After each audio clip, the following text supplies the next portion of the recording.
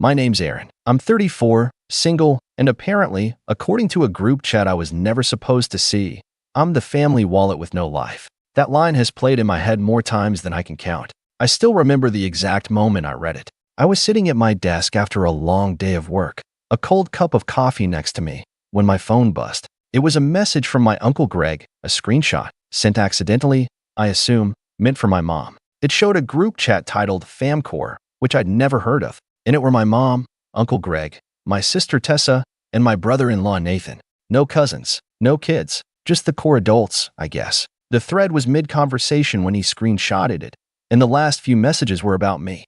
Or rather, about how pathetic I was. Nathan had written, "Has he seriously got nothing going on?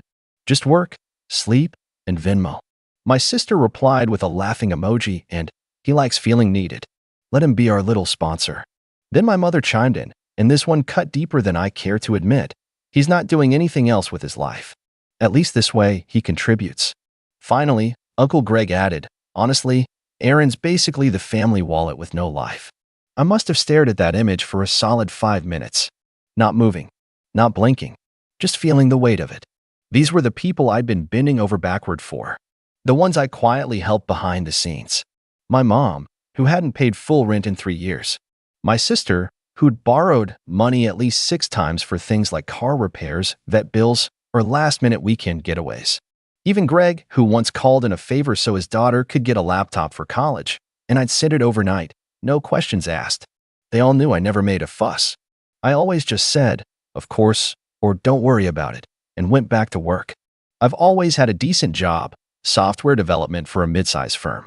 Nothing glamorous, but stable.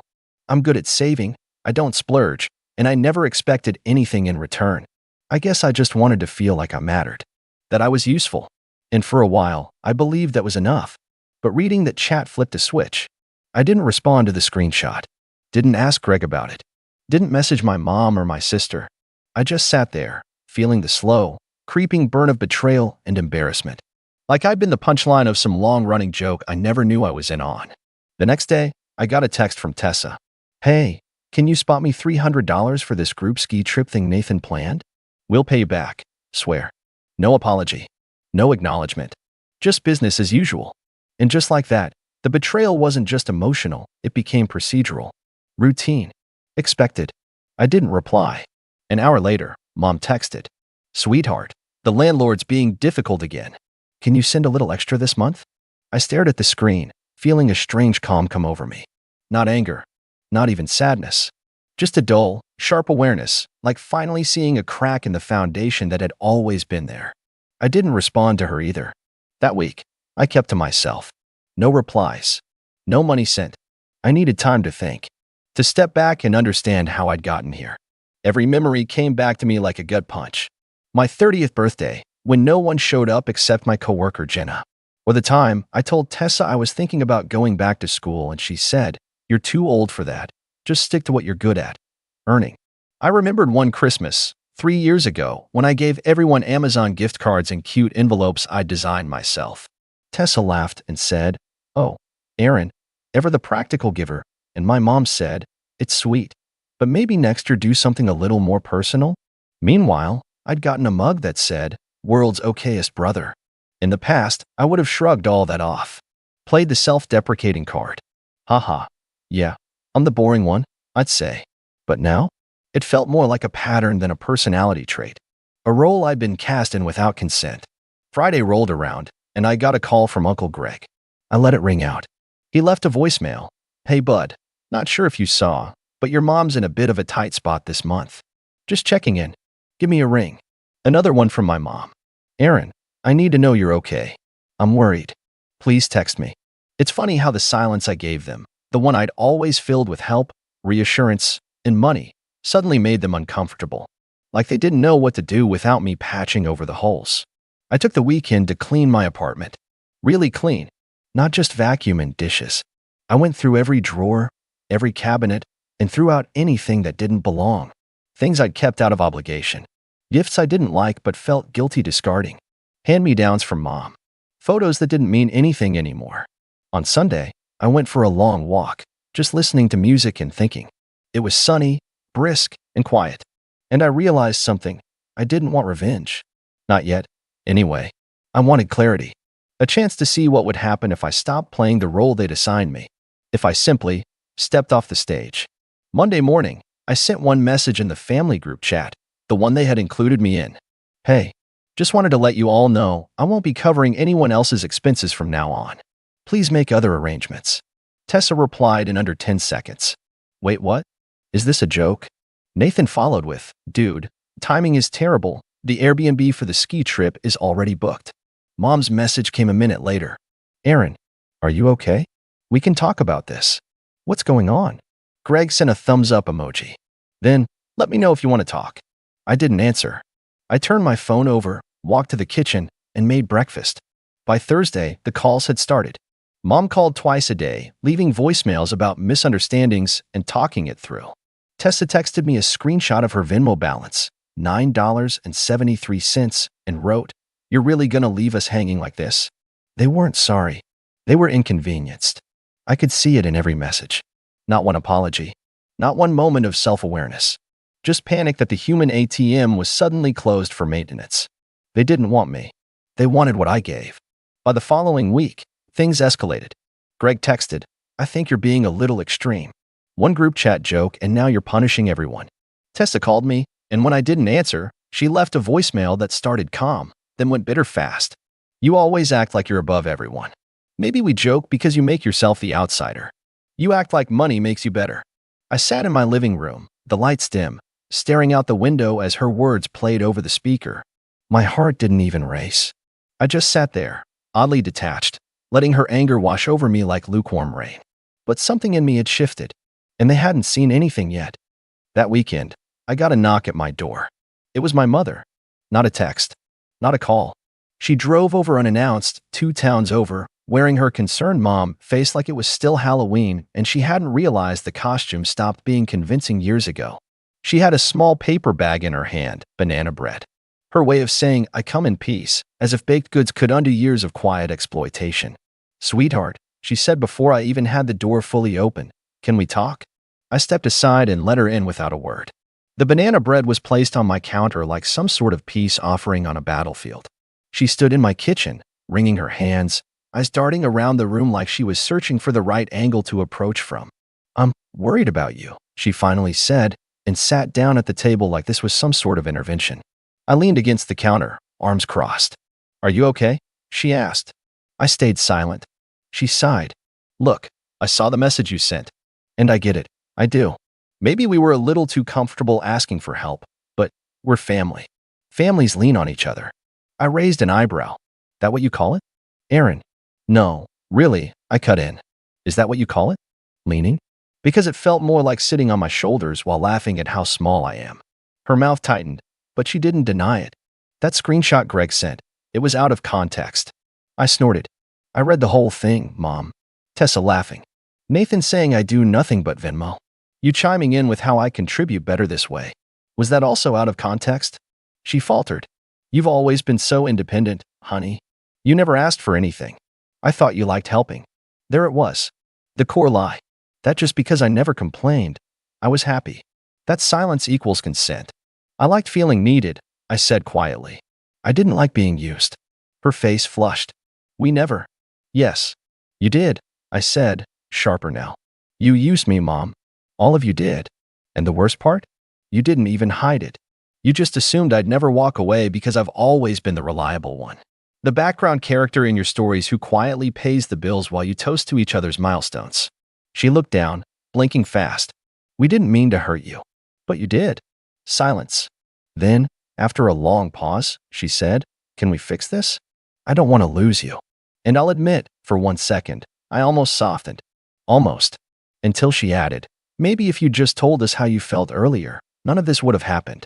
There it was. The pivot. From remorse to blame in under 10 seconds. I'd seen it 100 times growing up. Whenever Dad missed a recital or Greg forgot my birthday, they'd always find a way to make it my fault. "You should have reminded us. Why didn't you speak up? We didn't know you cared." "I did tell you," I said. 1,000 different ways. Every time I paid and didn't make a scene. Every time I stayed quiet while Tessa called me boring or Nathan joked about me having no friends. Every time I showed up to events no one remembered to invite me to. She looked like she wanted to say something, but couldn't find the words. I walked over, opened the door, and said gently, "I think it's best if we take some space." She didn't fight me. She just stood, nodded stiffly, and walked out. The banana bread stayed on my counter, untouched. That evening, I got an email from Greg. Subject line, "Let's be adults." The message was 4 paragraphs of faux civility sprinkled with passive-aggressive guilt trips. Jim's like, "We're sorry you feel this way, and this family's been through enough." He ended with a simple question. "Are you really going to throw away decades of connection over one bad joke?" I didn't respond. Instead, I pulled out a notebook and wrote down every loan, payment, and transfer I'd made to family over the last 5 years. Rent, utilities, vacations, vet bills, a down payment for Tessa's car. It came out to just under $47,000. I stared at the number for a long time. That night, I couldn't sleep. Not because I was upset, but because I felt something I hadn't felt in years: clarity. The fog of guilt and obligation was lifting. For the first time, I was seeing my family for what they really were, not monsters, no. Just people who learned that love and dependency could be transactional. That as long as I didn't demand better treatment, they didn't have to give it. But that was about to change. The next morning, I contacted my bank and reviewed every automatic payment, every recurring transfer, every quietly drafted monthly gift I'd set up over the years to help out. I canceled them all. My mother's rent? Gone. Tessa's car payment I was co-signing through a silent joint account? Canceled. The credit card Greg's been using just for emergencies? Disabled. I closed the old savings account that I'd nicknamed Family Float, a little pool of cash I'd kept separate from my main finances, used exclusively to smooth over their lives. I transferred every last dollar out of it, renamed the account Me First, and I meant it. You'd think that would be the end of it, that the silence of stopped payments would be enough of a statement. But no, the backlash came quick, loud, and in waves.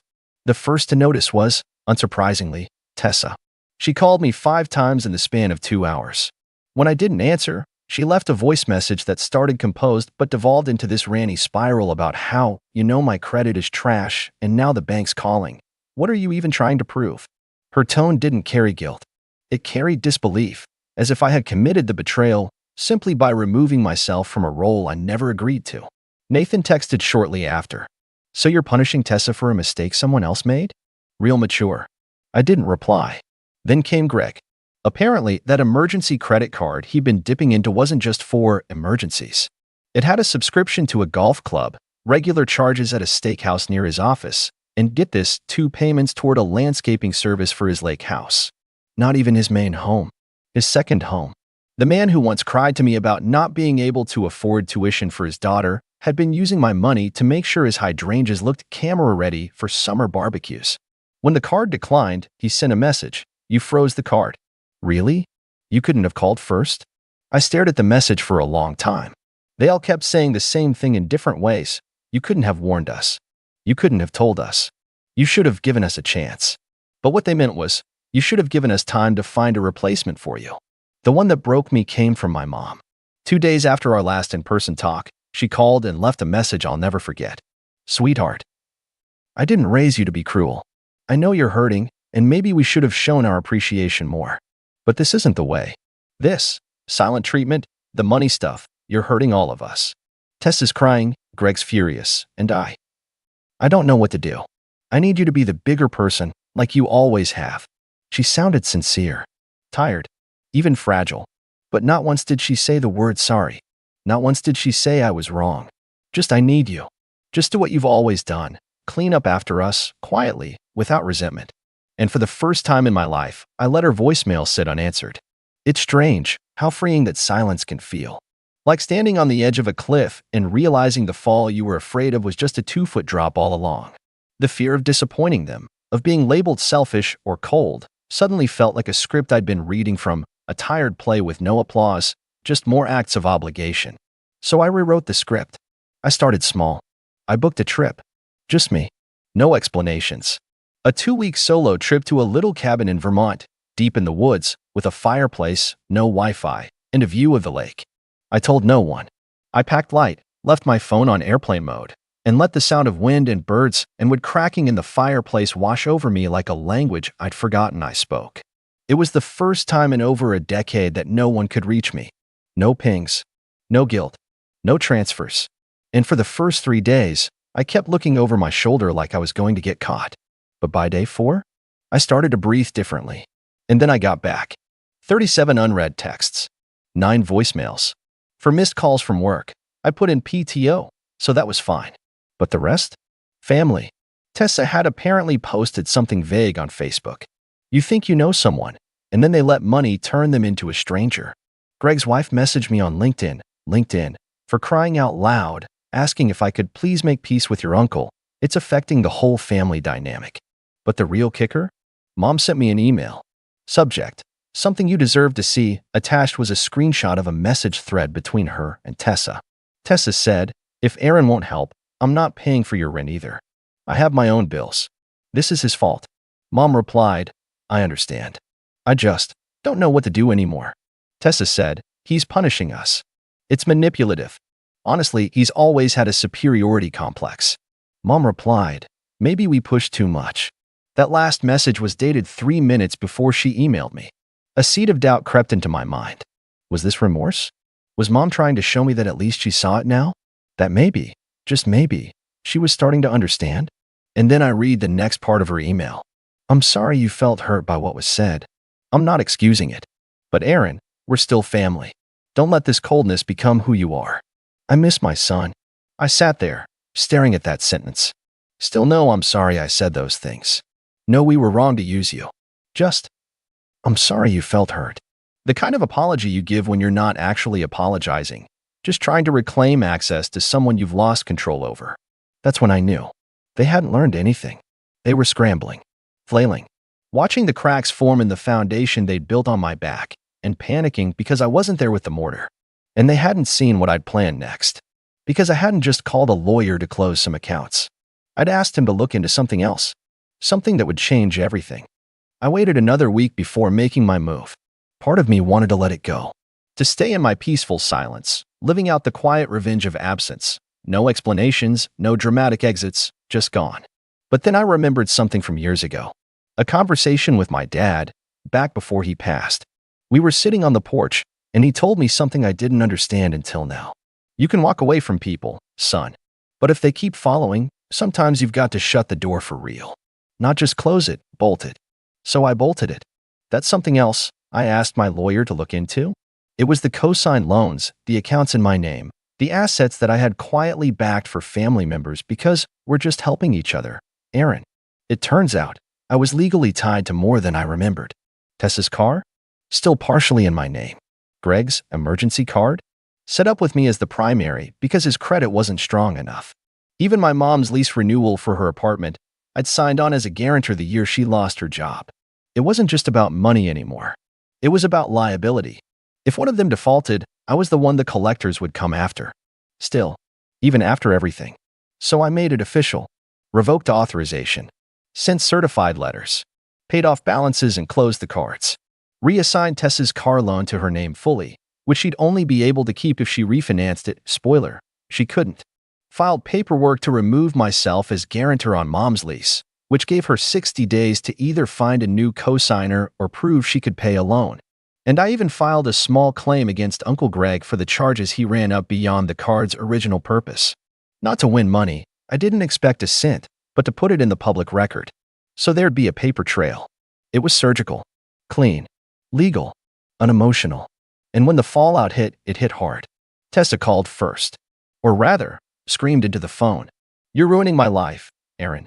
They're going to repossess my car. I let her talk. Let her vent. I didn't argue, didn't yell back. When she paused to breathe, I simply said, you laughed about me in a group chat. Told people I was a wallet with no life. Maybe now you'll learn to value what you've been given. She hung up, blocked me that night, and I haven't heard from her since. Greg was next. Sent a long, angry email. Claimed I was turning into a petty little man. Told me I should be ashamed. That no real man would air family laundry in court. I forwarded it to my lawyer and ignored the rest. Then came my mom. She didn't yell. She didn't cry. She just showed up again. It was raining this time. She knocked, drenched, banana bread in hand again, like some sad ritual she thought would rewind the clock. I could lose the apartment. Aaron, she said as soon as I opened the door. You know that, right? I nodded. I do. You really won't sign again? I shook my head. I signed the first time because you were in a crisis. You're not anymore. You've had years. She set the banana bread on the counter again, trembling. I don't want to fight with you. I'm not fighting, Mom. I'm done fighting. I just stopped pretending. Her lip quivered. You're my son, and I always will be. But I'm not your safety net, not your cosigner, not your scapegoat when things fall apart. We stood there in silence. For a moment, I almost wished she'd scream, say something cruel, something I could push back against. But she just looked, defeated. You used to be kind, she said finally, barely above a whisper. I still am, I replied. Just not to people who treat me like an account number. She left without another word. Weeks passed, then a month. And for the first time in years, my phone stayed quiet. No late-night panic texts. No veiled guilt trips. No sudden emergencies that required a 4-digit transfer. Just peace. I started seeing a therapist. Not because I was broken, but because I wanted to understand why I let it go on so long. We talked about roles, family roles. How I'd been the fixer since I was a kid. The one who smoothed things over, absorbed the chaos, made life easier for everyone else. It was a survival skill. But survival skills, when you don't need them anymore, become cages. So I let myself out. I joined a local running club, met people who didn't know me as the bank, signed up for a pottery class, of all things, started volunteering once a week at an animal shelter. I even began dating someone, Megan, who asked questions and listened when I answered, and never once implied that my worth was tied to my wallet. A few months later, I got a letter, handwritten, from my mom. It was short. I had to move. Smaller place. Hard adjustment. I thought about you a lot. I won't ask for anything. Just wanted to say, I get it now. You were always giving, even when we didn't deserve it. I'm sorry. Love, Mom. I didn't cry. I didn't rush to call her. I didn't run back to fix anything. But I did smile. Because that letter wasn't asking for help. It was offering it, maybe for the first time. And that mattered. Not enough to undo everything, but enough to leave the door unbolted. For now. As for me, I'm still rebuilding. Not just my bank account, though that's certainly healthier than it's been in a decade, but my boundaries, my identity, my peace. I no longer feel responsible for saving people who won't save themselves. I no longer crave approval from people who saw me as a convenience. And every morning, when I wake up and don't see a single missed call from a family member asking for money, I feel a little lighter, a little freer. Because sometimes, the best revenge isn't fire or fury. It's reclaiming your life and refusing to let anyone else spend it. My name is Marco, I'm 33, and I hadn't seen my family in over 6 years. Not because I didn't want to. I did. I called. I texted. I sent birthday cards, Christmas gifts, even flowers for my mom's retirement. Sometimes I got a polite thank you. Sometimes nothing. The distance started after I moved overseas for work. First to Singapore, then to London. I always thought we'd reconnect when I came home. I believed I'd be welcomed back like a missing puzzle piece. I was wrong. This past December, I finally had time off. I'd saved up vacation days, booked my flights early, and planned everything without telling them. I wanted it to be a surprise. I pictured their faces lighting up when I walked through the door. I even rehearsed a cheesy "guess who's back" line on the plane. 14 hours in the air, half a dozen transfers, and 3 overpriced coffees later, I landed, exhausted but excited. I was home, or so I thought. No one was at the airport. At first, I brushed it off. Maybe they were running late. I waited by the baggage claim, watching strangers run into the arms of their loved ones. I waited as the crowd thinned out. 30 minutes passed. Then an hour. I finally gave up and took a cab. I should have taken the silence as a sign. I arrived at my childhood home just before sunset. Lights were on. Cars lined the driveway. Through the window, I saw my family, my parents, both my brothers, their wives, even my cousins, all laughing around the table. Christmas music played in the background. Plates clinked. Glasses toasted. I knocked. No one came. I knocked again, louder. Finally, the door creaked open. It was my Uncle Ray, holding a drink. He blinked at me like he was seeing a ghost. Then he actually laughed. Didn't know ghosts got invites, he muttered, stepping aside. No hug. No smile. Just that. Inside, the warmth I imagined didn't exist. My mom looked up from the table, blinked twice, and gave the tightest, fakest smile I've ever seen. "Oh, Marco," she said like she'd just remembered I existed. "You came." My younger brother, Dean, scoffed. "We moved on without you, man. Stay out of the photos, all right." I was stunned. I scanned the room, hoping someone would stand up, crack a joke, say this was all some twisted surprise. But no one moved. Not even my dad. Just quiet chewing and awkward glances. My seat at the table? Gone. Not just taken. Gone. Replaced by a new sideboard. My name wasn't on the stocking over the fireplace. My gift wasn't under the tree. It was like I had been scrubbed out of existence. I stood there for a few seconds too long. My mom got up, walked over, and whispered low enough for only me to hear. "Just don't start anything." I wanted to say something. Anything, but all I managed was a nod. Then I turned, walked back out into the cold, and shut the door behind me. That night, I checked into a motel by the freeway. No Christmas tree, no dinner, just a vending machine burrito and the realization that I didn't have a family anymore. Not really. I didn't message them. I didn't post anything online. I didn't even cry. I just sat with it. The next morning, I flew back to London. No one texted. No one called. The silence was louder than anything. For the next 2 months, I kept my head down. I worked, ate, slept. The hurt simmered in the background like a dull ache. But something inside me shifted. That moment at the door, being treated like a stranger by the people who raised me, lit a fuse. I didn't want revenge at first, just peace. But the more I replayed what happened, the more I realized they didn't just forget me. They erased me. And that was a choice. I started looking through old messages, emails, photos. I noticed things I hadn't before. How they'd slowly cut me out of group texts, planned events without telling me, even posted family reunions with captions like, "Everyone's here." I thought back to the time I'd wired Dad money when he said he needed help covering the roof repairs. Or the year I sent my niece a tablet for school and never even got a thank you. I'd supported them from afar. I'd always been the responsible one, the one who made it. They used to brag about me, Marco the world traveler, Marco the business guy. But I wasn't useful anymore. That was the word that kept echoing in my head. Not loved, just useful. So I made a decision.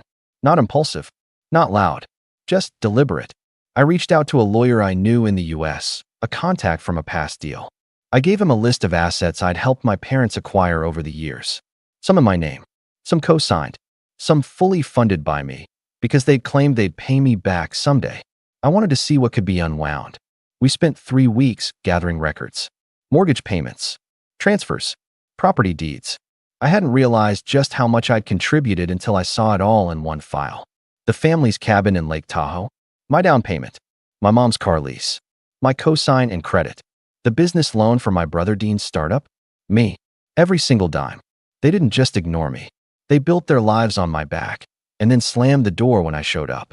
So I started the process, not with rage, with precision, quietly, cleanly. A domino here, a withdrawal there. Legal, above board. I wasn't trying to ruin anyone's life. I was just taking my life back. 2 months after Christmas, the first calls came in. My dad left me a voicemail. "Hey son, weird thing. Bank's saying the Tahoe place needs to be reappraised for the new loan. Can you call me back?" I didn't. Then came a group text. "Anyone know why the business account's locked?" "Marco." I left it on read. It was last night when the real fallout began. Around 10:40 p.m., my phone buzzed. I ignored it. It buzzed again and again. Finally, I glanced at the screen. It was my sister, Amy. We hadn't spoken in over a year. Her message? All caps. "What did you do?" That was followed by 3 missed calls, then a flood of messages, frantic, angry, panicked. Something had snapped. The chain reaction I'd triggered had finally reached the surface. And I just sat there, staring at my phone, not moving. For the first time in years, I felt calm. So I didn't respond. Not to Amy's all-caps meltdown. Not to Dean's 5-paragraph rant that started with, "What is wrong with you?" and ended with, "This is family, man." And definitely not to my mom's single, chilling text, "You've made your point. Come fix this before it's too late." I just watched as the group chat lit up with speculation and panic. Watched as they tried to piece together what I'd done, who had tipped me off, why the bank was suddenly holding their mortgage renewal hostage, and why Dean's startup account was flagged for verification. Watched as Amy messaged again, this time not in rage, but desperation. "Marco, please. Dad's freaking out. They think the house might not be safe. What's going on? I sat back in my chair in my London flat, miles away from the chaos, and finally allowed myself a breath. Not of satisfaction. Not yet. But of clarity. I wasn't cruel. I was done. There's a difference. Let me back up a little, though. You need to understand what I actually did, because it wasn't as dramatic as they thought. No scorched earth. No illegal moves. Just pressure applied in the right places, like taking a loaded plate off a teetering stack and watching the rest collapse. First, the Tahoe cabin. Years ago, I'd co-signed the purchase and funded the down payment so my parents could retire somewhere peaceful. It was supposed to be temporary. Just until we sell the old house, my dad had said. But that sale never happened, and I kept covering the gap. I never transferred full ownership to them. Technically, it was still half mine. So I filed a petition to partition the property. Not to force a sale, just to make my share clear. That alone triggered a freeze on their refinancing application. Next, my mom's car. I'd co-signed her lease back in 2019 because her credit was shot from some medical debt she never told anyone about. The lease was still in my name. So I called the dealership, told them I wouldn't be renewing or resigning. She could either buy it out in full or return it. It wasn't personal. It was business. And then there was Dean's startup. This part was delicious. Dean had begged me to help him launch a boutique fitness brand 3 years ago. I wired him $35,000 as a silent partner. No contract. Just brotherly trust. But I wasn't stupid. I'd routed the funds through a shell holding company in Singapore left over from an old project. So on paper, his business had an offshore investor. Which meant, when I instructed my lawyer to formally withdraw the entity's stake and trigger a financial review, his business account was flagged by the compliance department. Frozen. Pending reevaluation. He called me 3 times in a row after that. I didn't answer. Then he sent a voice note. Bro, what are you doing? I've got payroll. I've got suppliers. I've got delete. I didn't even open the last 3 messages. I knew what they were. Guilt trips. But it was Amy who surprised me the most. She was always the diplomat. The peacemaker. She sent a long, rambling message about how hurt everyone was by my overreaction. That word. Overreaction. Like being erased at Christmas was a paper cut I'd blown out of proportion. You could have just talked to us, she wrote. Why are you punishing everyone? I stared at that message for a long time. Punishing. That's how they saw it. Not reclaiming. Not setting boundaries. Punishment. I didn't reply. Instead, I booked a meeting with my accountant the next day. We discussed cutting the final cord. My trust fund contributions. See, I'd been sending monthly deposits to a shared family trust for nearly a decade. A rainy day fund, they'd called it. But it wasn't just for emergencies. It paid for birthdays, renovations, spa days, even Dean's second honeymoon. I had receipts for all of it. I instructed my accountant to close my branch of the trust and reclaim any unused balance. He sent over the forms that afternoon. I signed them without a second thought. That evening, I got a call from my dad. Not a text. A call. I didn't pick up. He called again.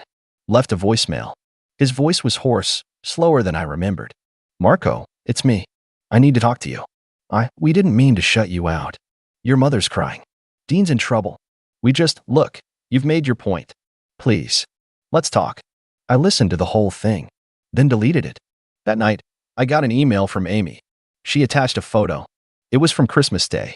Everyone at the dinner table. Mom, Dad, Dean, her. Laughing. Toasting. My seat? Still gone. Her message said, we didn't mean to exclude you. We just figured you wouldn't come. You never do. I scrolled down. Another line. Can we fix this? Just tell us what you want. And suddenly, I realized they still didn't get it. They thought this was about stuff. About money. About seats and gifts and property. It wasn't.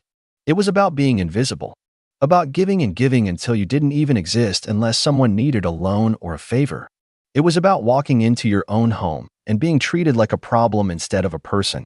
So I drafted a reply. It sat in my drafts folder for hours while I debated sending it. It started with, I don't want anything, and ended with, I just want to be free of you. But I didn't send it. Not yet. Because there's still one final step left. The final step wasn't about revenge. Not really. It was about release. About making sure they couldn't pretend I was just having a phase or being dramatic or needing time. Because deep down, I knew my family. They would wait this out, like a storm. They'd complain behind closed doors, call each other to gossip about my tantrum, and then act confused when I didn't show up next year for Christmas. Again. Then one of them, probably mom, would send me a polite text out of nowhere in 6 months, asking if I was feeling better now, like I just had a cold. That's why I had to make it permanent. The next morning, I made 2 calls. The first was to a real estate agent in California, the one who helped my parents buy the Tahoe cabin years ago. I told her I was exploring a forced sale of the property unless the co-owners wanted to buy me out immediately. No discounts. Market value. I had the original purchase agreement, which included my name. She hesitated. I didn't. They can't claim I wasn't involved, I said. I have the deed. I want what I'm owed. The second call was harder. It was to a notary service. I had a letter prepared already. Not an email. Not a text. A letter that would be physically mailed to each of them. Mom, Dad, Dean, Amy. Even Uncle Ray, whose laughter at the door still echoed in my head. It was only 2 pages long. The first page explained, in plain and professional terms, that I would be withdrawing from all informal and financial relationships effective immediately. No more shared accounts. No more co-signed obligations. No more trust fund deposits. Any debts owed to me, monetary or otherwise, were considered closed. Not forgiven. Just closed. I wanted nothing from them. The second page was the one I spent the most time on. It wasn't angry. I didn't scream or accuse. It was just honest. I wrote about the airport. About how it felt to walk out of a terminal after 14 hours in the air and realize no one had thought to show up. About the moment I stood in the doorway of my childhood home and heard my uncle laugh like I was some joke that had wandered in off the street. About Dean's words, "We moved on without you," and how they hit me harder than any punch could have. I described the seat that wasn't there, the stocking that didn't hang, the look in my mother's eyes when she whispered, "Just don't start anything," as if I was already the problem for existing. Then I wrote, "You didn't forget me. You erased me. And now, I'm doing the same." I didn't threaten. I didn't blame. I just ended it the only way I knew how. "I wish you the best. Truly. But I'm not part of this family anymore." I signed it, had it notarized, and sent it by courier with tracking. By that evening, they were en route. The next day, I finally opened my WhatsApp. Over 70 unread messages. I didn't reply to a single one. Amy had sent more photos, some from our childhood. A shot of us at the lake, grinning in those terrible inflatable arm floaties. A birthday party where I was helping Dean blow out the candles. She captioned them, "This is who we really are. Please don't throw it away." I almost cracked. I really did. But then I remembered the most important moment. The one that had haunted me more than anything else. It wasn't the laughter or the empty seat. It was the moment I stood in that house, silent, hoping, begging, that someone would look up and say, "We missed you." But they didn't. Not a word. Not a glance. Just that awful, suffocating silence as if I were a stranger who'd wandered into a party I wasn't invited to. They had already thrown it away. All I was doing now was making it official. 2 days later, the letters arrived. I know because Dean posted a story on Instagram, a black screen with a caption that read, "Some things you can't undo." Amy sent me one final message. No photos. No please. Just, "Okay. I got your letter. I guess this is it then. I wish things were different." I left it unread. But then, at 2:13 a.m., my phone buzzed again. Another message. From a number I didn't recognize at first. I opened it and immediately felt my stomach knot. It was from my father. Just 4 words. "I talked to Ray." That was it. No punctuation. No follow-up. But something about it felt wrong. Ominous. I went to Ray's Facebook profile. Gone. Then to Dean's. A new post. Just an hour old. It was a photo of a hospital hallway. Sterile. Dim. With the caption, "Family is complicated. But sometimes you don't get a second chance." My hands froze. I didn't know what it meant. I didn't know if this was manipulation or real. I stared at that hallway photo for a long time. No names. No context. Just that sterile, quiet corridor, like every hospital I'd ever walked through when visiting someone who didn't make it. And despite everything, despite the laughter, the erasure, the Christmas that turned into a gut punch, I felt it. That old pull. The reflex that made me want to fix things. To reach out. To check in. But I didn't act on it. Not yet. Instead, I went back to the message. I talked to Ray. It sat there like a landmine. 4 words. No emotion. No clarification. No request. "Ray. My uncle, The man who'd opened the door on Christmas Eve and laughed in my face. The man who'd once driven me to Little League and shared stupid jokes about the batting cage, now reduced to a ghost with a missing Facebook profile and hospital rumors floating behind him. I typed out a reply. What happened? No response. I waited an hour. Nothing. Another. Still nothing. By morning, I got the answer. From Amy. She called. I didn't plan to answer. I had no reason to, but something in me was tired of guessing. Marco, she said, her voice raw, like she hadn't slept. Ray had a stroke. They think it started late Saturday. He didn't call anyone. No one checked until Monday when he didn't show up to a family lunch. I said nothing. Just listened. They found him on the floor of his living room. Dehydrated. Disoriented. He couldn't move his left side. Still, I said nothing. Amy continued. Slower now. He's awake. Sort of. Slurring. And as she took a deep breath, he asked for you. My mouth went dry. Me. Yeah, she said. He said he wanted to talk. To make something right. There was a long silence. I don't think he has long, Amy added. Dad's already there. Dean too. I leaned against my kitchen counter, heart pounding. I didn't even like Ray. I hadn't thought about him beyond that awful laugh. But this was different. This wasn't about money or favors. It was about something closing. I asked for the hospital. 3 hours later, I was on a flight. I didn't tell them I was coming. Didn't text, didn't post. I just showed up. The hospital was small. Clean. The kind of place tucked into a quiet suburb where you can hear birdsong even through the windows. I walked to the front desk and gave my name. The nurse gave me a sympathetic look and directed me to room 204. When I stepped in, the room was dim. The curtains were half drawn. Machines beeped steadily. And in the bed, gaunt and pale, was Uncle Ray. He turned slowly when he heard the door.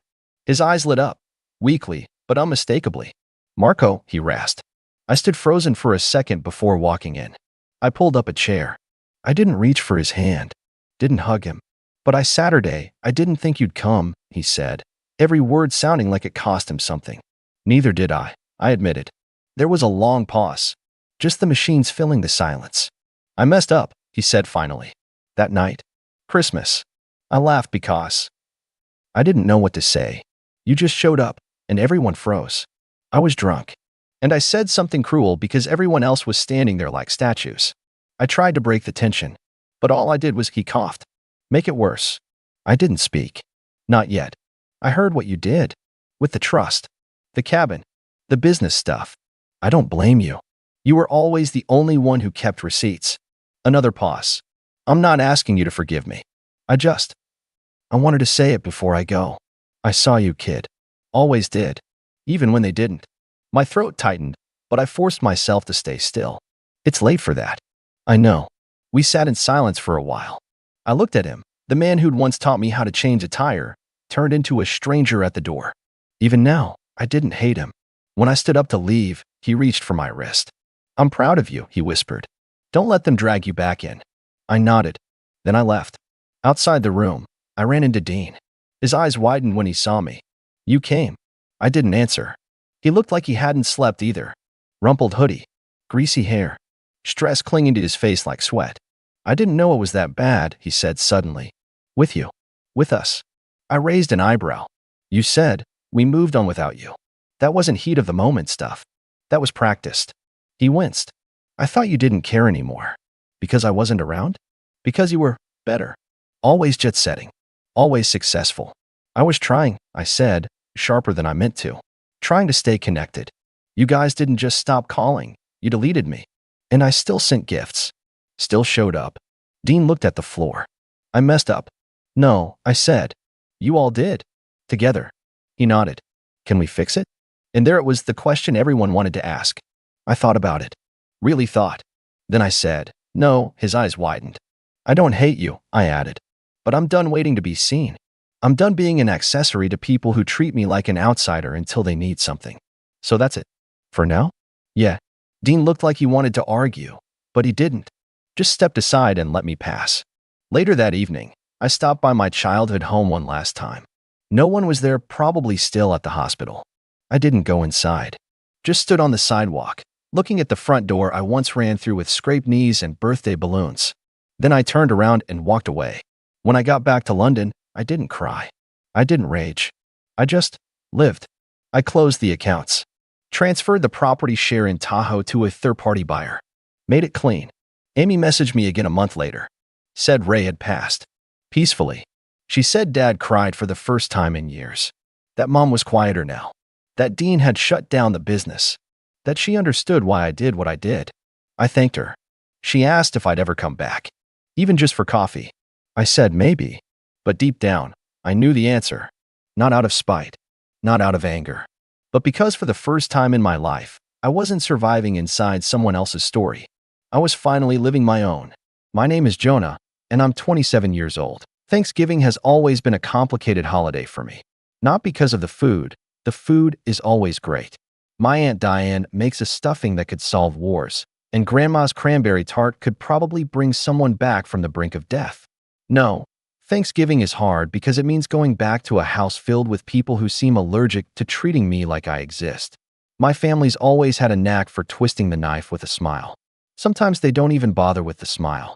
Growing up, I was the quiet one. The one who read books instead of starting fights. The one who helped clean up after dinner while my brother, Mason, threw footballs indoors and broke things without consequence. I didn't demand attention. I didn't cause trouble. And somehow, that made me forgettable. Or maybe just easier to disregard. I moved out at 19 and tried not to look back. I lived in a crumbling apartment above a laundromat, took night classes, and worked mornings unloading trucks. I didn't have much, but it was mine.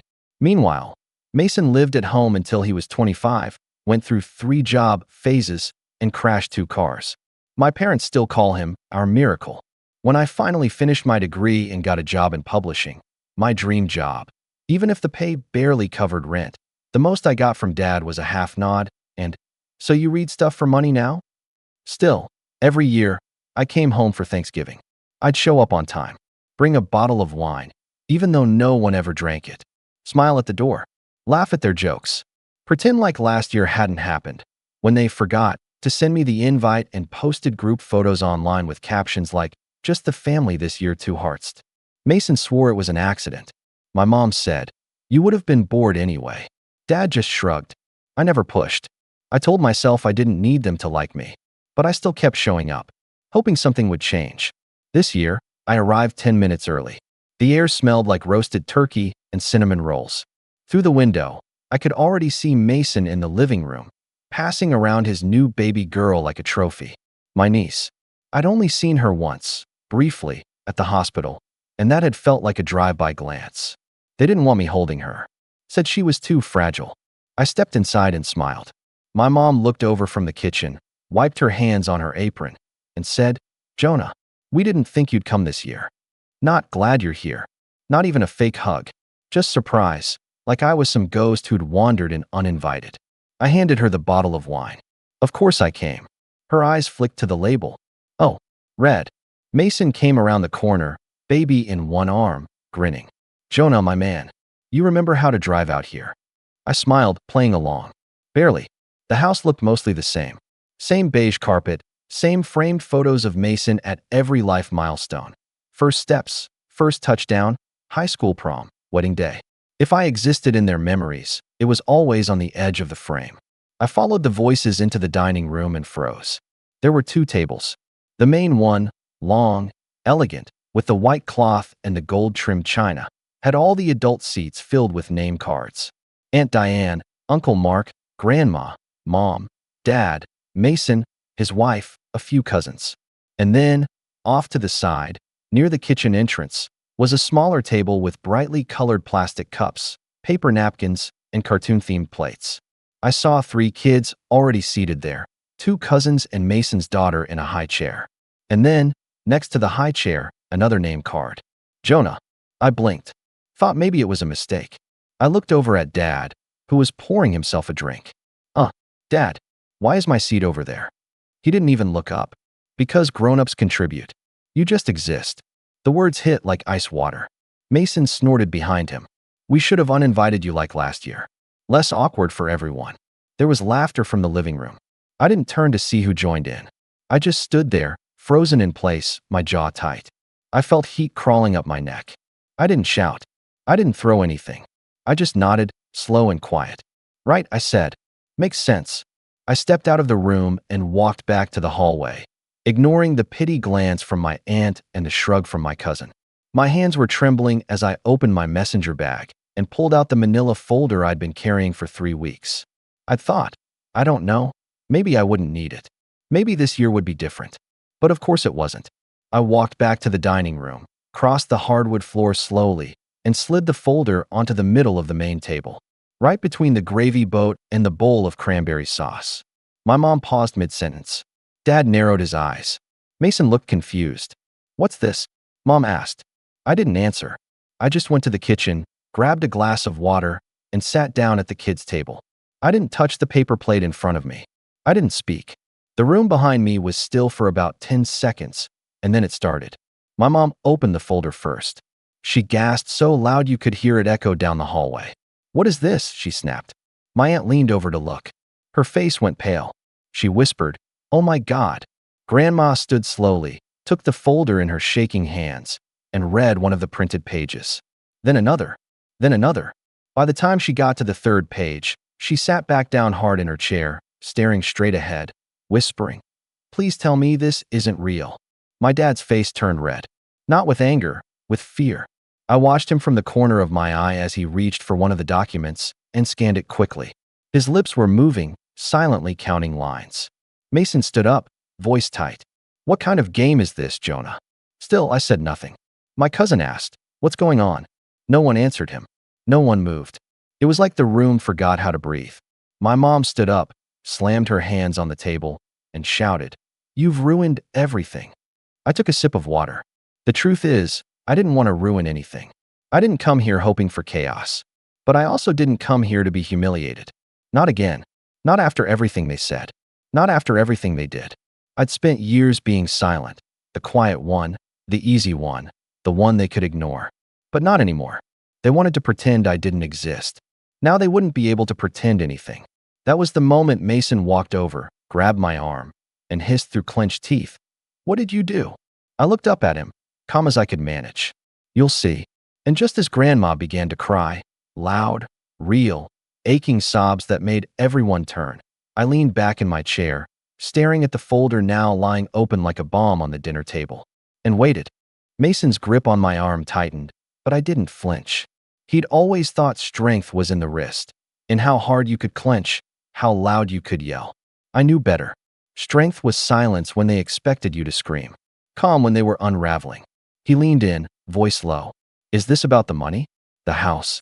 Is this some pathetic little tantrum because you're jealous?" I looked at him, finally, and said one thing, "No, this is about the truth." He scoffed, but there was a crack in it now. Like he knew, somewhere in his chest, that whatever I'd brought to the table, it wasn't a bluff. I pulled my arm free and turned back to my plate. The mashed potatoes were cold. The gravy had congealed. Behind me, the room was fraying fast. My aunt was shaking her head, flipping through the documents in the folder. "This can't be real. This can't be real." "It's a mistake," my dad said, standing up now. "This is fake. This is forged, probably downloaded off the internet." Grandma didn't say a word. She was still holding the page with both hands, her lips pressed into a thin, colorless line. The kind of look you only see on someone who's seen their whole version of the world collapse in one breath. My mom turned to me. "Where did you get this? Who gave you these?" I shrugged. "It's public record. You just have to know what to look for." "And where?" That wasn't entirely true. Some of it was public, yes. Property records, tax filings, those were easy. But some of it took time. Months of digging. Hiring someone to track connections I couldn't trace on my own. I hadn't planned to use it. I kept telling myself I just wanted the option. That having it was enough. But then they stuck me at the kids' table, next to a high chair, like I was a burden, like I was 6 years old. I guess I finally believed the truth deserved air. Mason was pacing now. "This is ridiculous. It's not even your business. What do you care if Dad, if we," he caught himself, too late. My cousin, the youngest of the adults, tilted her head. "If you what?" Mason went still. And that's when my mom cracked. She lunged for the folder, grabbed one of the thicker documents, the last page, and tried to tear it in half. Her hands were shaking so bad, she missed the seam. It crumpled instead. Her voice was shrill now. "You had no right. No right." Grandma stood. "Stop." The whole room fell silent. Grandma, who never raised her voice, who used to shush even the turkey for being too loud, was staring at my mother with a look I hadn't seen since I was a kid. She was holding a document in one hand and her glasses in the other. Her voice was quiet but cut through the air like a bell. This says the house deed was changed in 2009. Transferred to Mason and Diane, without a sale. Just signed over. After Jonah moved out. My dad stepped forward. That was our decision. No, Grandma snapped. That was my house.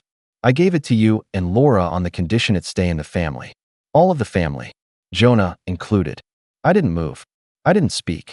I just kept my hands folded in my lap while the room slowly turned inward. My mom sat down suddenly, like her legs couldn't support her anymore. My Aunt Diane was whispering something to her husband that I couldn't hear. Mason looked at me like he didn't recognize me anymore. Maybe he didn't. He walked over, arms crossed. So what? You ruined dinner just to make some point. I looked up at him calm. This isn't about dinner. This is about everything. The lies. The favoritism. The fact that you used my name on the loan for your second car. That you signed me as a guarantor without asking. That you listed my social security number on the credit card application for your failed home gym business. The one that tanked my credit for 4 years. Mason's face drained of color. I paid it off, he muttered. I know. Last year. After I spent thousands trying to fix it. Aunt Diane was crying now. My uncle had stood up, one hand on his hip, the other clenching his napkin into a tight knot. My mom looked like she wanted to crawl under the table. Grandma slowly sat back down, her eyes locked on the folder. And you let them do this? She asked, not looking at anyone in particular. You all let this happen? You let him carry this, while you handed everything else to Mason like he was owed it. No one answered. The room had gone quiet again. My dad finally muttered. He's always been too sensitive. No, Grandma interrupted. He's always been too alone. The silence after that was thick, heavy. No one seemed to know what to say. A few people stood up and wandered out to the hallway. My cousin took her kids upstairs, murmuring about cartoons. The clinking of silverware had stopped completely. Even the baby in the high chair had fallen asleep, her tiny hands curled around a plush carrot. Mason was still staring at me. I met his gaze. He shook his head. You think this makes you look good? You think this makes you better than us? I smiled, but it didn't reach my eyes. No, I said, but it makes me seen. And in that moment, I swear he realized something. Not about the documents. Not about the money. But about me. That I wasn't the kid he'd mocked for being boring. That I wasn't just background noise at the table. That maybe, just maybe, I'd been keeping a lot more in silence than they ever gave me credit for. The front door creaked open. Someone was leaving. Maybe more than one. My mom was still frozen, her fingers pressed to her lips like she was praying or trying not to scream. My dad poured another drink with a trembling hand. Grandma picked up the folder again, her expression unreadable. And I just sat there, at the kids' table, waiting. No one said anything for a long while. The kind of silence that doesn't feel like peace, more like pressure. Like a storm you can't hear, but your bones know it's coming. Grandma was thumbing through the documents with the care of someone handling something radioactive, stopping now and then to read a line or a signature. My mother hadn't moved. She looked stunned, not like someone caught red-handed, but like someone seeing, for the first time, the fallout of all the little things they convinced themselves didn't matter. I was still at the kids' table. My knees barely fit under it, and the plastic cup in front of me was cartoon-themed, a leftover from Mason's daughter's birthday, probably. But I didn't move. I wanted them to feel the contrast. Me in this absurd little chair while the folder sat like a time bomb in front of them. Mason took a step toward it again, maybe thinking he could control the narrative if he just got to it first. But Grandma slid the folder closer to her without looking up. A clear message, don't touch it. This isn't yours anymore. He stopped mid-step and swore under his breath, not loud, but enough that everyone heard. Then, because Mason can never help himself, he turned to me and said, You always have to make things dramatic. You could have just talked to us. I gave a short, breathless laugh. Talk to you? You mean like last Thanksgiving when I asked you to take my name off the gym loan and you told me, and I quote, don't be such a girl about it? Or the year before that, when I wasn't invited to Christmas because, apparently, you accidentally sent the wrong address, even though you've had the same phone number for a decade. That wasn't personal, he muttered. No. I said, my voice sharper now. It never is. It's never personal when it happens to me. Aunt Diane whispered something again, but this time it was louder. I told you this would come back to bite us. My dad slammed his glass down. That's enough. But no one was listening to him anymore. The power dynamic had shifted, and he didn't know how to get it back. For years, he'd been the center of every room he walked into. He was the kind of man who thought being firm made him fair, who believed being feared meant he was respected. I used to flinch at the sound of his voice clearing across the table. But now he just looked tired. Like someone watching a chess game where he didn't see the checkmate coming until the king was already tipped over. Grandma finally spoke again, her voice brittle but clear. Is this everything, Jonah? I nodded. Everything I could find without access to their private files. She didn't ask how long I'd been working on it. Didn't ask how much I spent on legal copies, background checks, or consultations. She didn't need to. She just looked at me, really looked at me, for the first time in what felt like years. And she nodded once, solemn and slow. My mom finally stirred. Her voice was thin and uneven. This was a family dinner. You brought poison into our house on Thanksgiving. I leaned forward slightly. No, you built the house out of poison. I just opened a window.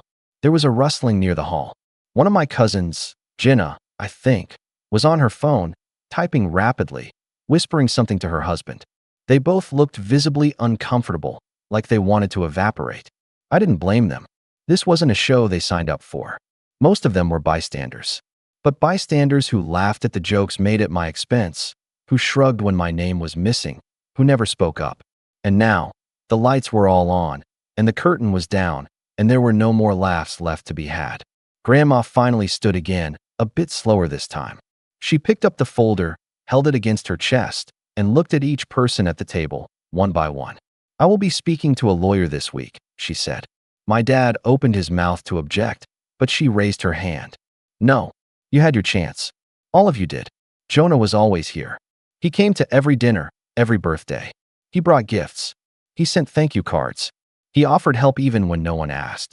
And you all treated him like a shadow, like he was something stuck to the bottom of your shoe. She turned to Mason. And you used your own brother like a stepping stone. And for what? Another car? A doomed business you didn't even believe in. He stared at the floor. You may not like the way Jonah told the truth, she said, her voice shaking now. But don't you dare be angry at him for telling it. The room was dead quiet again. Even the kitchen appliances seemed to be holding their breath. I looked down at the kids' table, at the smudged cartoon plate, and the half-full sippy cup in front of the high chair. I thought about the years I'd spent showing up, quietly enduring, telling myself that family meant patience, even when it hurt. That if I just kept going, kept giving, eventually they'd see me, appreciate me. But sometimes, the only way to be seen is to stop being silent.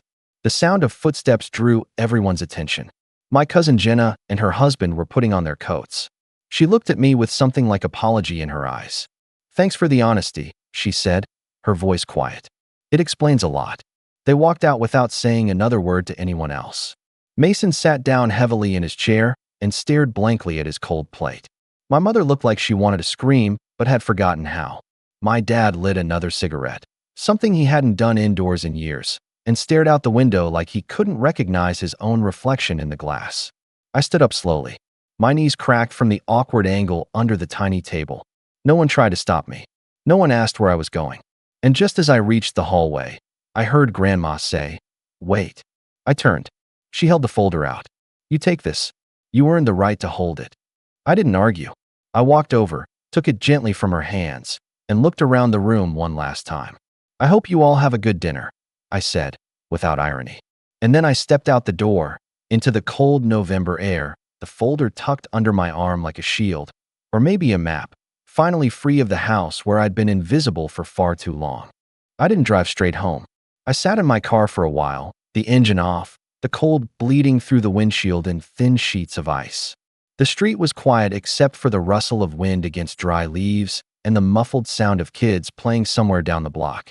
The folder lay on the passenger seat beside me, the top slightly curled where Grandma had held it. It didn't feel like a weapon anymore, or a secret, just the truth. Finally out.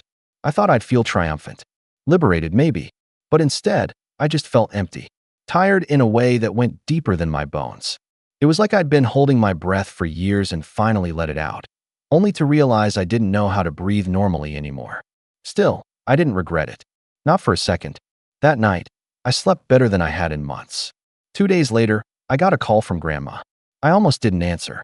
Part of me thought she might ask me to take it all back, smooth things over, act like it was a moment of bad judgment on both sides. But when I picked up, all she said was, "Can you come over this week? I want to go over some things with you." I drove out on Thursday afternoon. Her house smelled the same as it always had, lemon polish and cinnamon and thyme. She didn't waste it on small talk. We sat at the kitchen table, just the two of us, and she laid out a small stack of documents of her own.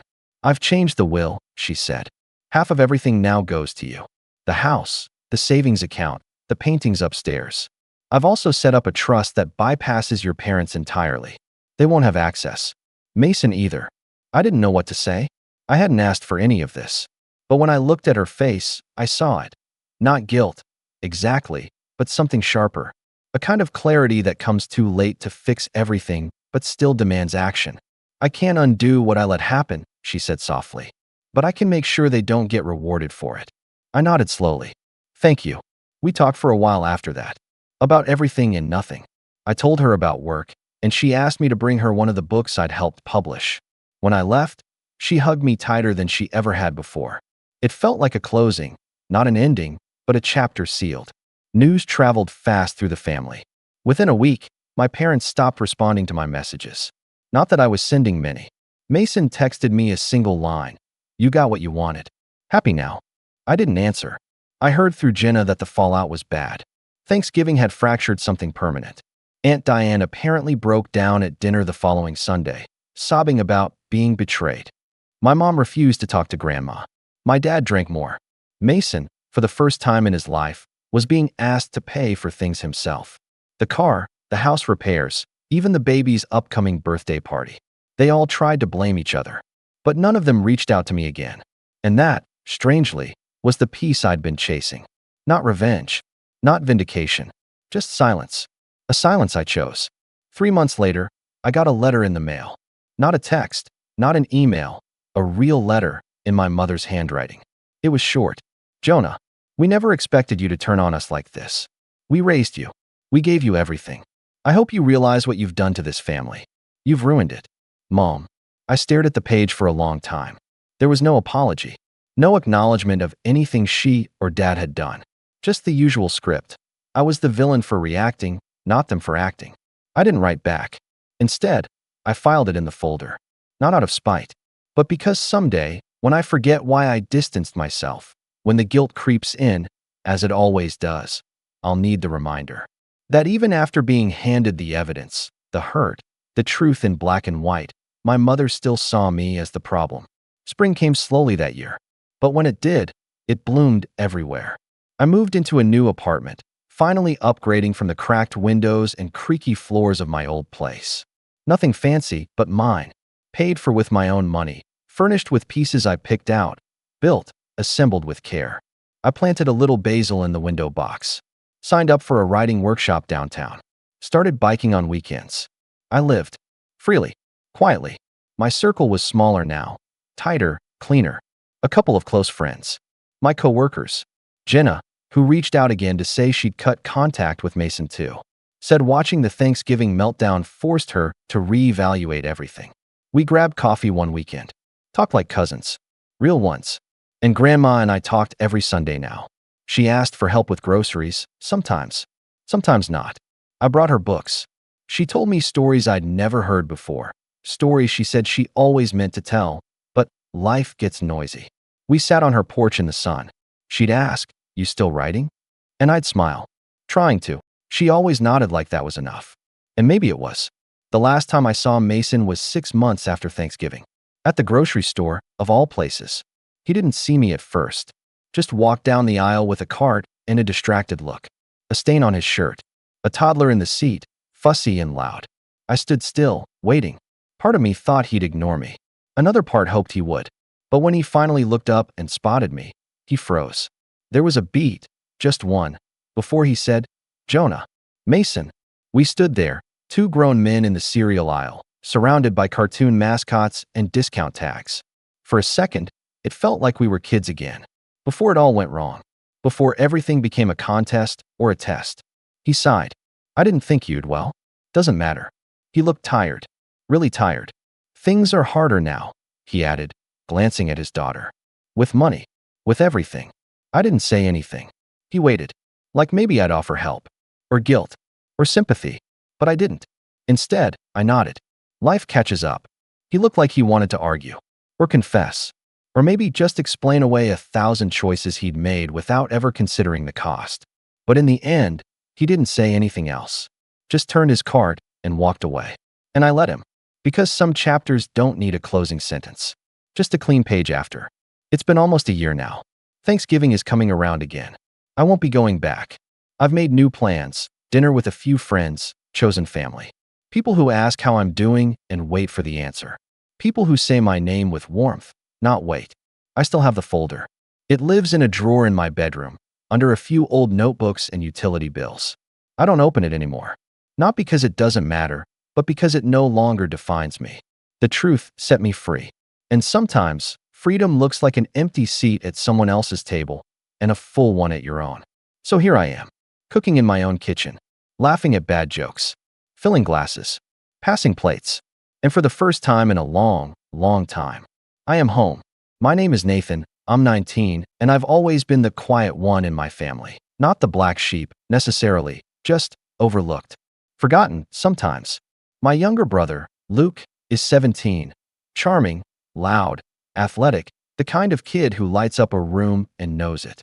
My parents have always adored him. I used to think it was just a phase, or maybe I was imagining things. But what happened on my 19th birthday? That was the day I stopped making excuses for them. That was the day I realized exactly where I stood in my own family. It started that morning. I had just finished a night shift at the local gas station, a job I picked up after school to help save for college. I was exhausted but excited. Not for gifts, really, just acknowledgement. A happy birthday from someone other than the notification on my phone. I came home and found the living room decorated with balloons, a banner that read, "Congratulations, Luke," and a set of car keys on the counter. My mom was setting up a homemade cake, beaming with pride. My dad stood beside her, snapping pictures of the new car parked in the driveway, a silver Honda Civic, brand new. I stood there in the doorway, sweaty from work and still in my uniform. No one looked up. I cleared my throat. My mom finally glanced my way and said, "Oh, Nathan, you're back. Could you take the trash out? The bags are piling up and guests will be here soon." I blinked. Guests? For Luke's celebration, honey, she said, as if it was obvious. He passed his driving test yesterday and got into varsity football. We're throwing him a little something. That's when it hit me. It was my birthday, but the party was for Luke. No mention of me. No cake with my name. No card. I walked into the kitchen, hoping maybe something was tucked away. A note. A cupcake. Anything. There was nothing. "Hey," I said softly. "Did anyone remember?" Mom turned around, holding a broom. "Your birthday? Of course, we didn't forget. You're 19 now, an adult. We figured you'd appreciate something practical." She handed me a large box wrapped in paper that looked like it had been reused. I opened it and found a mop. A literal mop. And a plastic bucket. "For your apartment someday," she added with a bright smile. "It's time you learned responsibility." I didn't say a word. I couldn't. My throat burned. I looked at Luke, who was showing off the car's Bluetooth speaker to our cousins, revving the engine in the driveway. He didn't even glance at me. I stood in that kitchen, holding the mop like it was an insult made solid. My dad walked in, saw me just standing there, and frowned. "Don't look so sour, Nathan. You've always been the serious one. Luke's got a lot of growing up to do. He needs support and celebration right now. You're already grown." I don't remember walking upstairs, but I must have. I found myself sitting on the edge of my bed, staring at the one small duffel bag I kept packed for overnight shifts. And something inside me cracked, not in a loud, dramatic way. It was quiet. Final. Like a door closing and locking behind me. I packed my bag with a few extra clothes, my laptop, and some cash I'd stashed away. No note. No announcement. I walked downstairs with my head high and heart heavy. I passed through the living room, past the chatter and music and laughter, and no one noticed me. Not even when I opened the front door and stepped out into the afternoon sun. I stayed with my coworker, Evan, for a couple nights. He didn't ask questions, just offered me the spare room in his apartment and handed me a clean towel.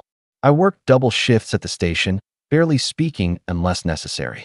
My phone lit up with the occasional group chat ping from my family, all jokes and updates about Luke's big week. I didn't reply. 3 days later, I got a call from my mom. I let it ring. Then came another. Then 5 in a row from my dad. I finally checked my voicemail out of habit. The first one was my mom's voice, tight, controlled, but with an edge of panic. "Nathan, please call us. We didn't realize you were upset. Come home, okay?" The second was Dad. "Son, this is getting childish. Come home and we can talk." The third was different. It was just Mom, crying. "Nathan, please, we didn't mean to hurt you. I'm so sorry. Just, please come home. We miss you." I stared at the wall for a long time. My phone buzzed again. A text from Luke this time. "Bro, they're freaking out. What did you do?" I didn't reply. I turned the phone off. That night, Evan knocked on my door with a paper bag full of takeout and a 6-pack of soda. We sat on the floor of his tiny living room and watched reruns in silence. Eventually, I asked him, "Do you ever feel like your family only loves the version of you that's useful to them?" He didn't answer at first. Then he said, "All the time." It was the first time I felt truly seen. The next morning, I woke up to a banging on the door. Not a knock, a pounding. Evan was still asleep, but I looked through the peephole and saw both of my parents standing there, wild-eyed and desperate. I froze, and that's where things truly began to unravel. I didn't open the door right away. I just stood there behind it, barefoot on the wood floor, heart thudding in my chest like a drum. My mother was holding something, a casserole dish, maybe, or some kind of peace offering wrapped in foil. My dad was pacing like he didn't know what to do with his hands. He kept glancing down the hallway like someone else might pop out to fix this for him. "Nathan," my mom called out again, her voice cracking. "Please, honey, just talk to us." I turned away from the door and walked back into the small kitchen, flicking on the kettle more out of habit than anything. I didn't want to yell. I didn't want a dramatic confrontation. I wanted them to sit in that hallway and feel what I'd felt for years, like they didn't matter, like they were background noise in someone else's celebration. But I'm not built to be cruel. After a few more minutes, I opened the door just a little. The chain was still on. I kept my face neutral. 3 days, I said quietly. 3 days, and not one of you noticed I left. But now you show up? What? My mom's eyes instantly welled up again. Because we didn't know, Nathan. We thought you were staying with a friend. You've always been so independent. We didn't realize you were hurting. That word, hurting. Like I'd scraped my knee, not been dismissed, sidelined, and forgotten on what was supposed to be my day. Dad stepped forward. "Son, look, maybe we handled things wrong. We wanted to celebrate Luke because it was a big week for him, but we didn't mean to make you feel unimportant." "Didn't mean to?" I repeated, biting back a bitter laugh. "You gave him a car and threw a party. I got a mop and a lecture about responsibility. Do you even hear yourselves?" They looked at each other, visibly shaken now. Mom pressed her lips together. "We just thought you wouldn't care. You've never wanted attention the way Luke does. You're so quiet." "I'm quiet because when I speak, no one listens." I snapped, louder than I intended. Evan stirred in his room. I took a breath and lowered my voice again. "Do you have any idea what it's like to feel invisible in your own home?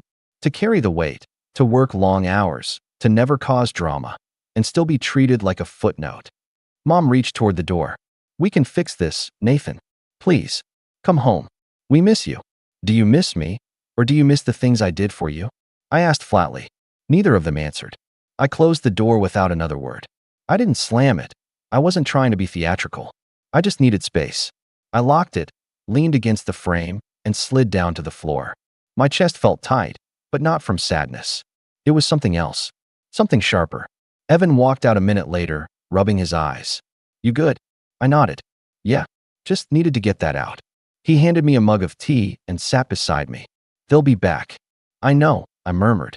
"But this time, they'll be facing a different version of me." Later that day, I checked my bank app.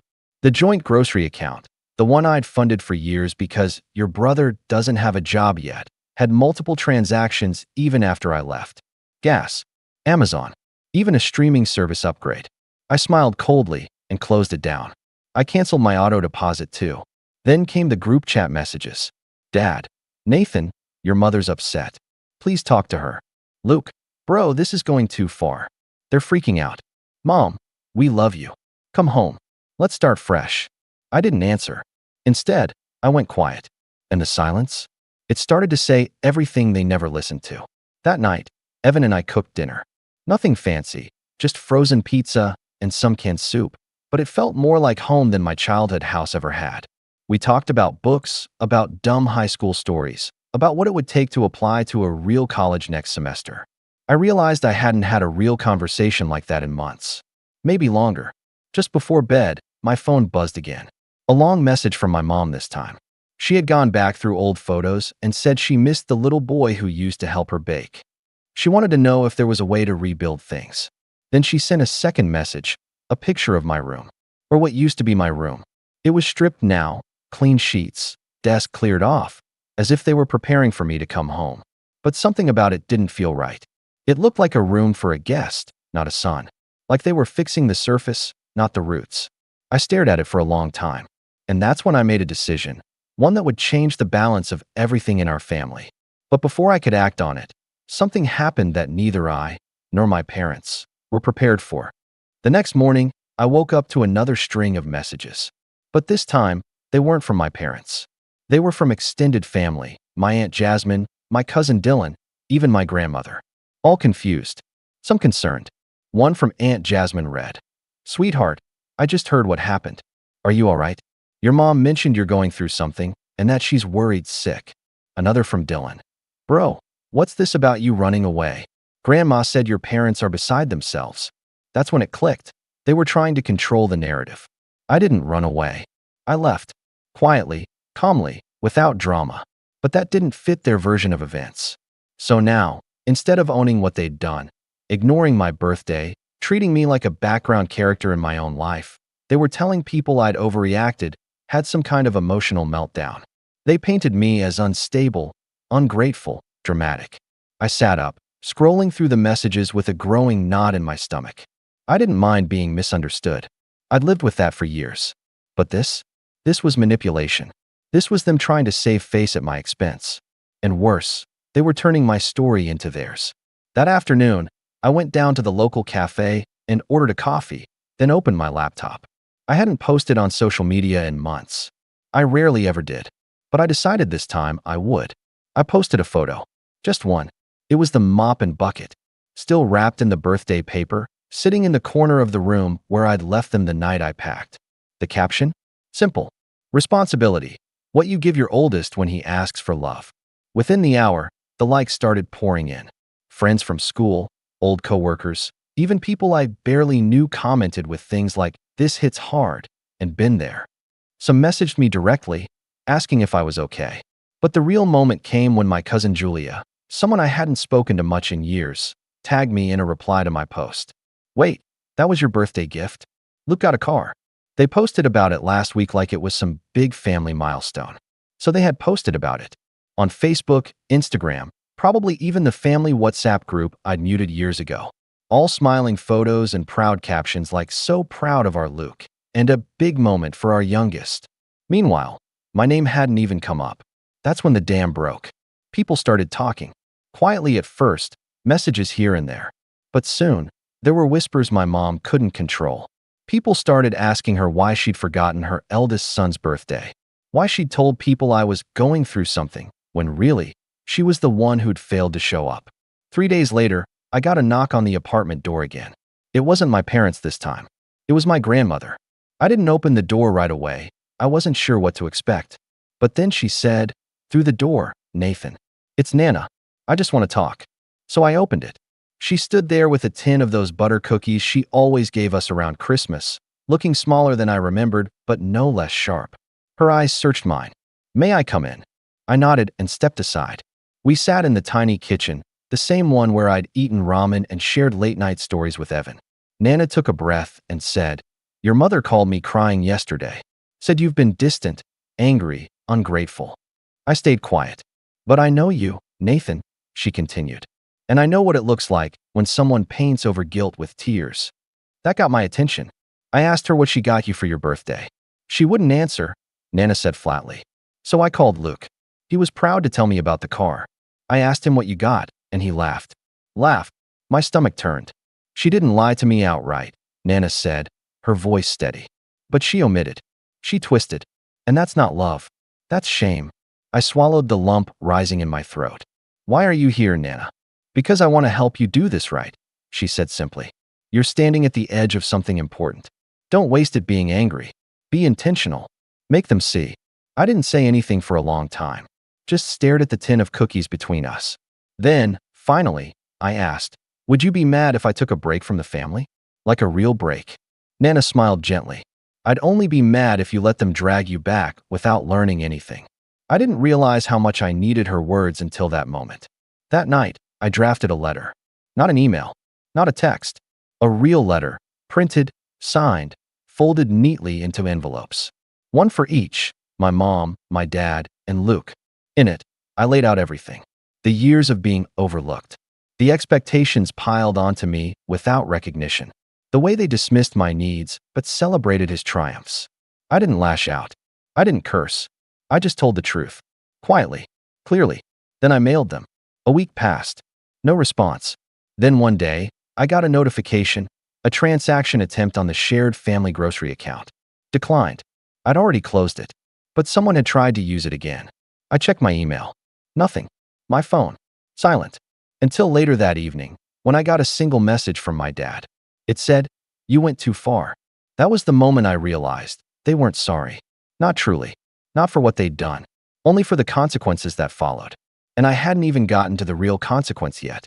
Because what they didn't know was that I wasn't just taking a break. I was about to make a decision that would change everything. One they couldn't undo, no matter how many tears they cried or stories they twisted. But first, I had one more thing to prepare. I didn't reply to my dad's message. Not because I didn't have something to say, but because the silence said more. You went too far. That line played on repeat in my head for the rest of the night, like a scratched record refusing to move forward. Too far for what? For standing up for myself? For stepping out of a role I never asked for? The fixer, the forgotten, the fallback? It was always like that with them. If Luke messed up, it was brushed off with a shrug. Boys will be boys. If I missed one chore, one deadline, one call, I got a lecture about discipline and gratitude. And now that I had finally drawn a line in the sand, they were offended that I dared move it at all. But I was done letting them write the story. For the first time in years, I stopped asking what they needed from me and started asking what I needed for myself. Step one was closing every financial tie I had to them. That grocery account was just the start. I remembered Mom had convinced me 2 years ago to help with a family emergency by co-signing a secondary line on her internet and utility account. It was meant to be temporary, but I was still on it. So I called the provider, verified my identity, and officially removed my name. Then came the health insurance plan, the one I'd stayed on to help Mom save money, even though I could have gone through work. Canceled. I also requested a new bank account and transferred all funds from the one they still had routing info for. I wasn't leaving a single door open for them to guilt trip, manipulate, or reach me through excuses about bills. I didn't know them that anymore. 2 weeks passed. Evan noticed I was sleeping better. Nana visited again. She brought banana bread and sat with me while we quietly organized college applications. She never asked if I was going home. She never even brought them up. But my parents? They stayed silent. Until I got a call from Luke. I nearly didn't answer. But something told me I should. "Hey," he said, sounding weirdly upbeat.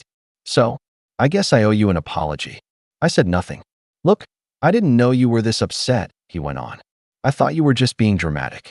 You've always been kind of sensitive." I nearly hung up right then, but I let him continue. "Anyway," he said, "Mom and Dad are freaking out. Like, they're talking about therapy and family meetings and stuff. And Dad said you cut all ties." "Is that true?" "It is," I said calmly. A pause. "Oh, well, what about the car stuff? What about it?" I asked.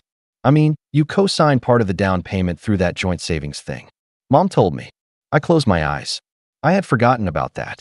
Last year, when my parents were talking about trading in their old minivan, they asked if they could temporarily use some of my savings account as a holding balance to qualify for a better loan offer. I agreed, because that's what I always did. Trusted them. But now, that money's already been flagged, I said. I submitted a fraud claim 2 days ago. It was moved without my full consent. The bank is investigating. Luke went silent. Then a scoff. "You're really doing this? Over a mop?" I almost laughed. Almost. But the sadness hit harder than the humor. This was never about the mop, I said quietly. This was about being treated like a stranger in my own family for years. He sighed. They're gonna lose it when the bank calls. I'm sure they will, I said. But they won't be calling me. And then I hung up. That night, the dam broke, not in anger, but in grief. Grief for the family I thought I had. For the birthdays I spent waiting for someone to notice. For the Christmas gifts that were clearly regifted. For the soccer games I cheered Luke through while no one came to mind.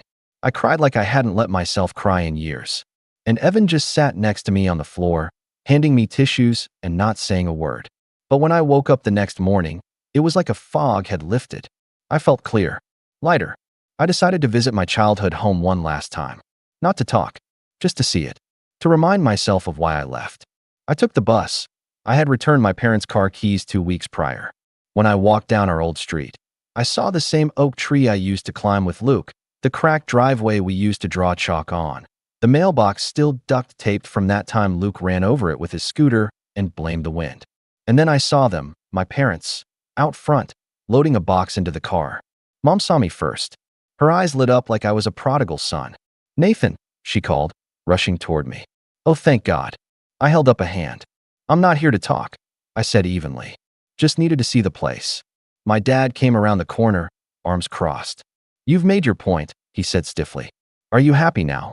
"Not happy," I replied. "But I'm finally at peace." My mom's face crumpled. "Please, Nathan. We didn't mean to hurt you. We didn't realize." "That's the problem," I said. "You never realized. You never asked. You just assumed I'd always be there." I glanced at the house, the porch swing where I'd sat alone after my high school graduation when they left early to beat traffic. The front step where they took Luke's prom pictures and forgot to include me. So many memories, but none of them warm. "I'm leaving the city in a few weeks," I added. "Starting college across the state. I've already signed the lease." Nana helped. Dad flinched at that. "And no," I continued, "you're not invited to move me in. This chapter? It's mine." They didn't say a word. I turned to go but paused. "One last thing," I said, pulling an envelope from my coat pocket.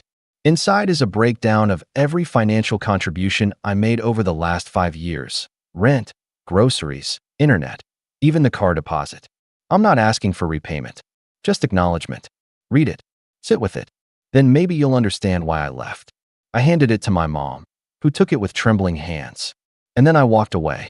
3 months later, I moved into a small college apartment with Evan as my roommate. Nana sent a housewarming plant and a handwritten note that simply said, "May your home always feel like yours." I pinned it above my desk. I blocked my parents' numbers, not out of anger, but out of self-preservation. If they wanted to rebuild someday, it would take more than tears. It would take truth. It would take work. But I wasn't holding my breath.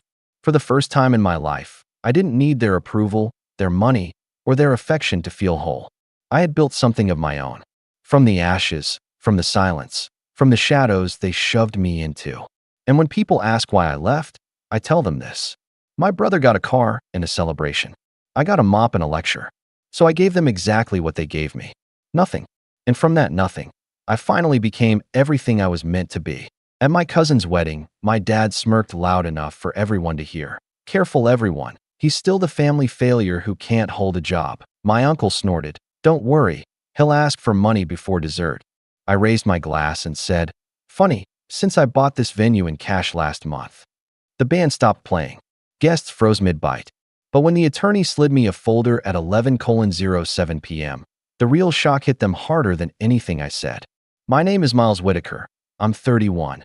And this is a story about what happens when you grow up being told you're the family disappointment, quietly turn that label into fuel, and then watch it collide with a lifetime of arrogance in one room dipped in white flowers and borrowed authority. I didn't set out to embarrass anyone. I just got tired of being erased by the same people who swore they knew me best. So consider this the beginning of how it all unraveled, not the end. I'm going to take it slow, because everything about that night started long before the first toast, before the first eye roll, and before anyone realized I wasn't playing the same script I'd been forced into since I could count the knots in our dining room table. I didn't have a dramatic childhood. I had an ordinary one that just happened to be relentlessly measured. My father, Robert, is the kind of man who thinks calendars are character and job titles are morality. My uncle, his older brother Thomas, is worse. He texts screenshots of his bank app like they're baby photos. We were the kind of family that commented on grades like stock tickers at dinner. Up 3 points in math. Solid. Dad would say, carving the roast like a trader cutting losses. If a grade dipped, the air changed temperature. Growing up, I learned how to read the faces in our house the way sailors read the sky. There was a look my dad had when he thought I was underperforming. He wouldn't raise his voice, just tilt his head and set his jaw like a contractor estimating the cost of fixing a cracked foundation. My mom, Miriam, would pass the salad and say, "We love you," in a tone that meant, "We're worried you're going to embarrass us." I learned to shrink my victories and swallow my mistakes. And as you'll see, that becomes important. People like to talk about one big turning point where your life changes, but mine was a series of quiet ones. Things that don't make headlines. Things that look like detours unless you're the person walking them. I graduated with a business degree and a vague idea that I could build something of my own. My first job out of college was at a logistics firm, entry level, and it paid enough to pretend you're moving forward while your feet are stuck in wet cement. I lasted 11 months before my position was eliminated. The email said, restructuring, but my father heard. He didn't work hard enough. He took me to breakfast the next morning and asked, staring at the menu like it owed him money, "So what's the plan, Miles?" Hoping someone hands you a promotion. It wasn't always like that when I was a kid. There were good days, but adulthood sharpened him, like the world confirmed his theory that softness is a kind of sin. I told him I'd figure it out. He smiled in that way that isn't a smile at all. "I believe in realism," he said, "not fantasies." After the logistics firm, I went to a startup. It folded. Of course it did. Uncle Thomas said with a delighted grimace at a barbecue where everyone else was eating ribs and trying not to comment. Startups are just expensive ways to fail loudly. After that, I took an operations role at a company that looked promising. They got acquired, and I was one of the redundancies. It's an honest thing to get cut. It's not pleasant, but it's not a moral judgment, no matter how much my family tried to make it one. I kept hearing a version of the same sentence. Maybe you're just not built for this. Some people's families knit blankets. Mine knit narratives, stitching each layoff into a sweater that said, "Loser." You can imagine how that sits on your shoulders after a while. What I didn't say in those years was that I had started consulting on the side, small operations projects for small companies. At first, it was just helping a friend's cafe cut waste and streamline supplier contracts. Then a local landscape business that didn't realize they were bleeding money on overtime scheduling. I liked the puzzle of it. The way you could move 3 little things and watch a big thing shift. Money trickled in. Then it wasn't a trickle. It still didn't look like success to my family because there was no title, no office, no nameplate. But month by month it began to grow, and I learned not to announce anything too early. I learned that in my family, it's safer to let them underestimate you until underestimation becomes their blind spot. It sounds strategic now. At the time, it was just survival. Enter my cousin Daniel. He's a kind person who has survived being told he's exceptional his entire life. I like him, I always have. We're the same age, but he seems younger in the ways that matter. Trusting, sunlit, protected. When he got engaged to his long-term girlfriend, the family group chat became an active volcano. Ideas for venues, menus, bands, themes, dress codes. My Aunt Patricia, his mother, wanted a head table so tall it felt like a stage. My Uncle Thomas wanted open bar, but only from a curated list, which was code for, "I want to control the conversation and the liquor." My father wrote paragraphs about the importance of first impressions. My mom suggested delicate flowers. I said nothing. "That's not entirely true," I said. "Tell me what you need." Daniel sent 3 heart emojis and said, "Just show up, man." I was in an odd place with them by then. The consulting work had quietly become an agency, and the agency had quietly become profitable. One of my clients introduced me to a retiring owner of a mid-size event space in our city, a place that had hosted more family milestones than our photo albums could capture. The owner was tired. He wanted out. He liked me. He said, "You run things like a guy who's been ignored by people who talk too loud." And I laughed harder than I should have because he was right. We negotiated numbers that made sense. It was scary and exhilarating and way above the version of me my family carried around in their pockets. There are moments you want to call your dad and say, I did it. I typed his number twice and deleted it twice. I decided to keep quiet. I wanted the first person I told to look me in the eye and not in a mirror. I wanted the truth to land on its own, not wrapped in a preemptive apology or a breadcrumb trail begging them to be proud. So, I closed on the purchase in cash. That's not a flex, it's context. It matters later. If you've never been to the venue I'm talking about, imagine a space that looks like a handshake between old wood and new light. There's a canopy of bulbs that glow like fireflies and a balcony that lets you watch the room breathe. The bar is a long, honest slab of walnut. The floor has stories in it. When we were kids, we'd run along those boards while our parents talked fundraising and mortgages and careers. When Daniel toured it with his fiancée, they cried a little, the happy kind. They said the room felt like the part of a movie where everything is still possible. They booked it on the spot through the previous owner, who told me later, winking, they'll have a good night. I didn't tell Daniel about the purchase. I wanted the focus to be on him. The plan was to show up, sit quietly, and not let my presence tilt the evening into another referendum on my choices. If you're already rolling your eyes and saying, of course that didn't work, you understand my family. There's an art to the pre-toast in our clan. It's that moment before the formal speeches when the loudest person at any given table decides to calibrate the room's mood with a comment that sounds like a joke if you pretend not to hear it. During the salad course, my Uncle Thomas leaned toward his end of the family's table and said, I hope the staff got paid up front, glancing at me just long enough to give the sentence assignment. My dad laughed. It wasn't a nice laugh. It was the sound of a man who loves being right and thinks the scoreboard agrees with him. I kept my eyes on the candles, because sometimes the smartest thing you can do is stare at a small, steady fire while a bigger one tries to draw you in. It didn't stop there.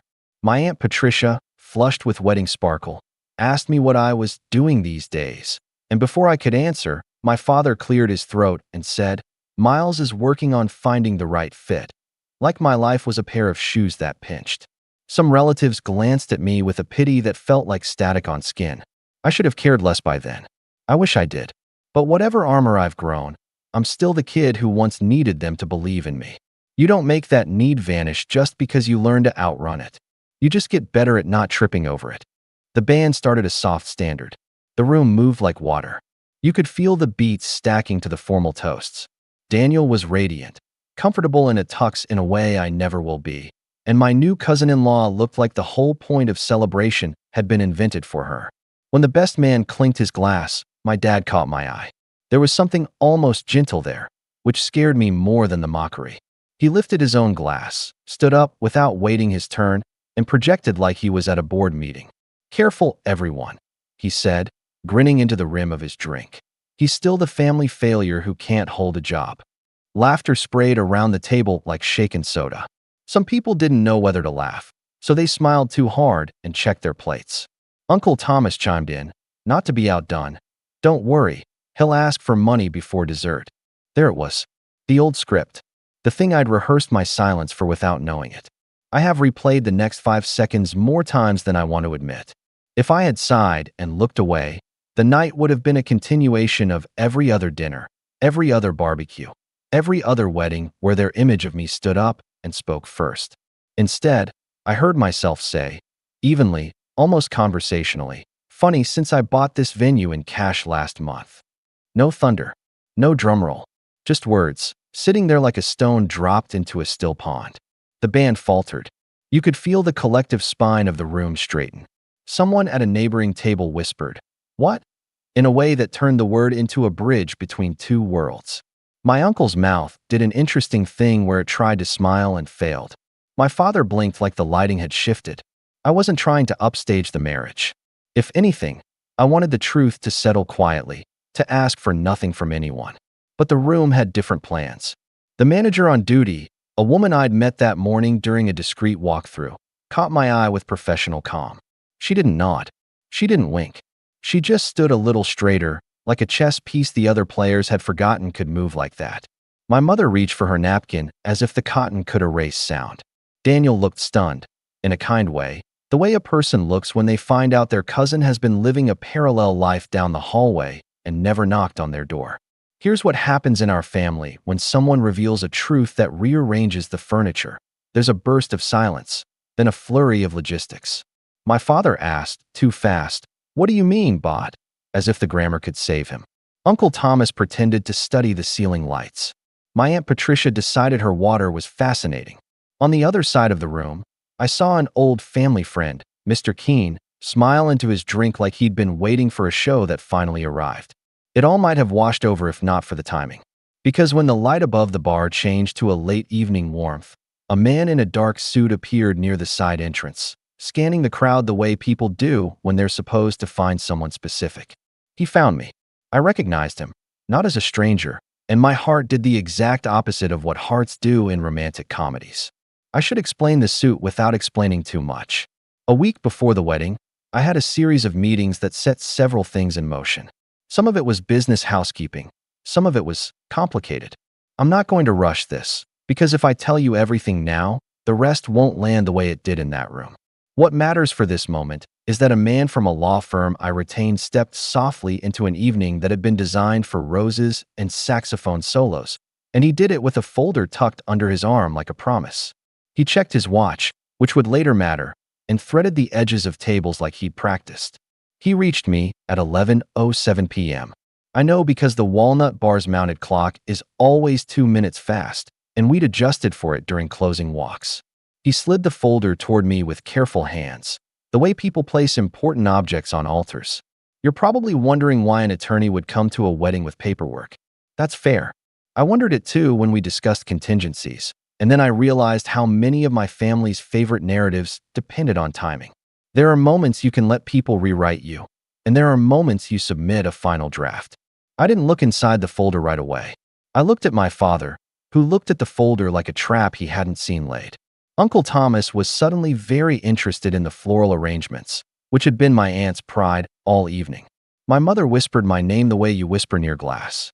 If you're expecting fireworks, you'll have to be patient. That night didn't explode. It unfolded. It took its time. It was a slow door opening in a house where most have been locked. But I can tell you this. In that split second, my fingers on the cream cardstock, the band holding a chord like a breath, the champagne glasses casting gold shadows.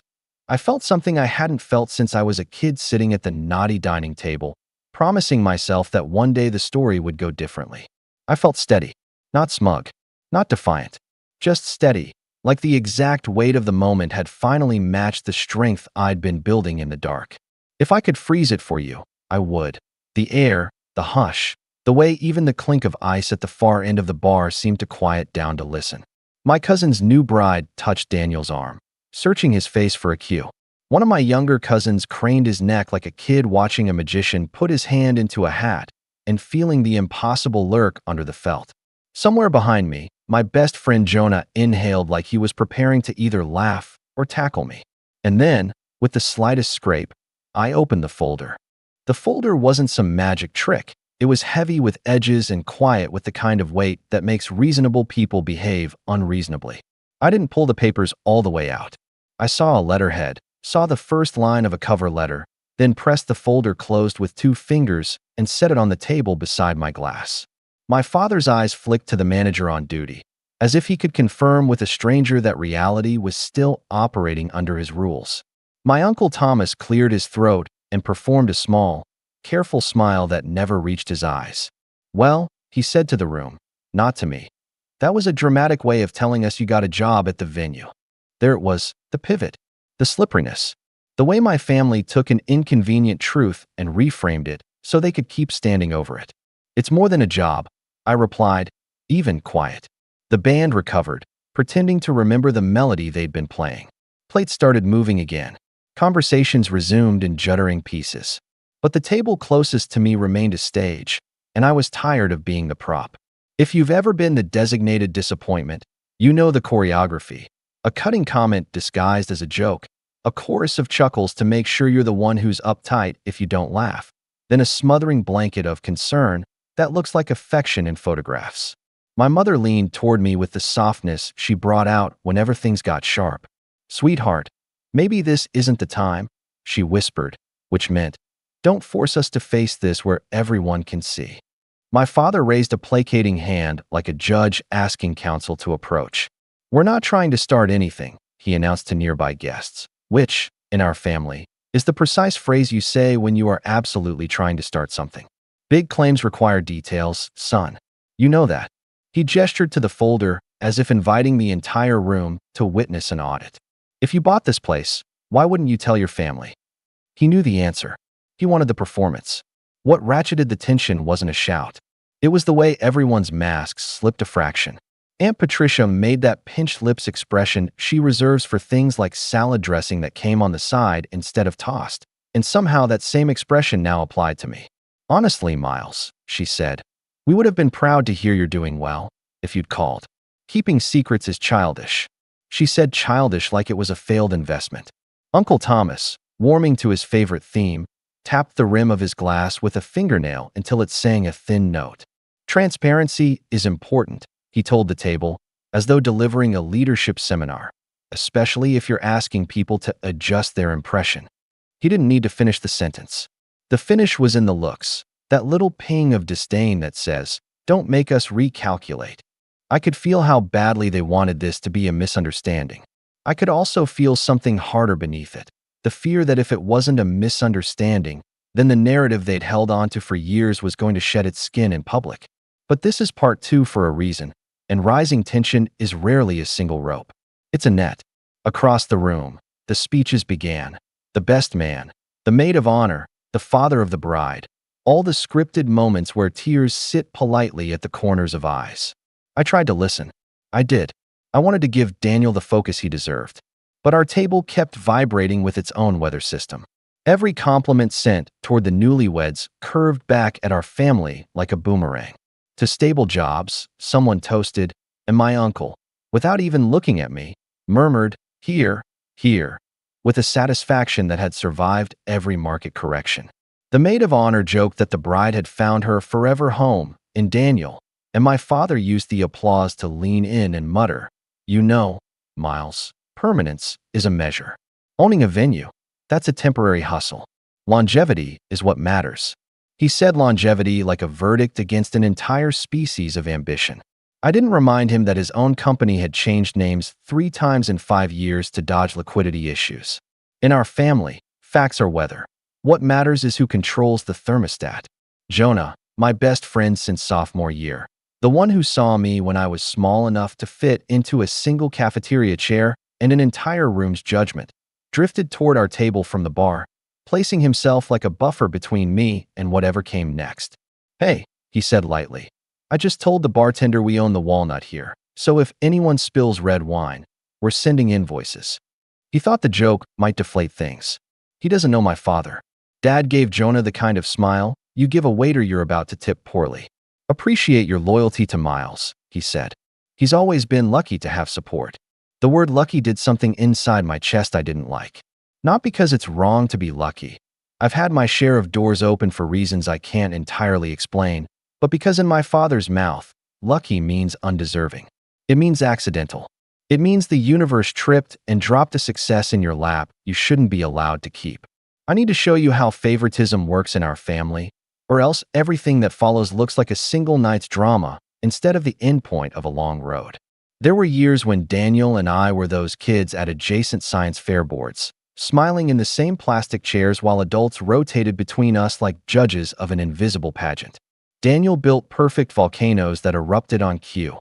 I built messy Rube Goldberg contraptions that sometimes did nothing and sometimes did too much. When Daniel's experiment worked, the family called him focused. When mine misfired, they called me impulsive. When mine worked in an odd, surprising way, they called me lucky.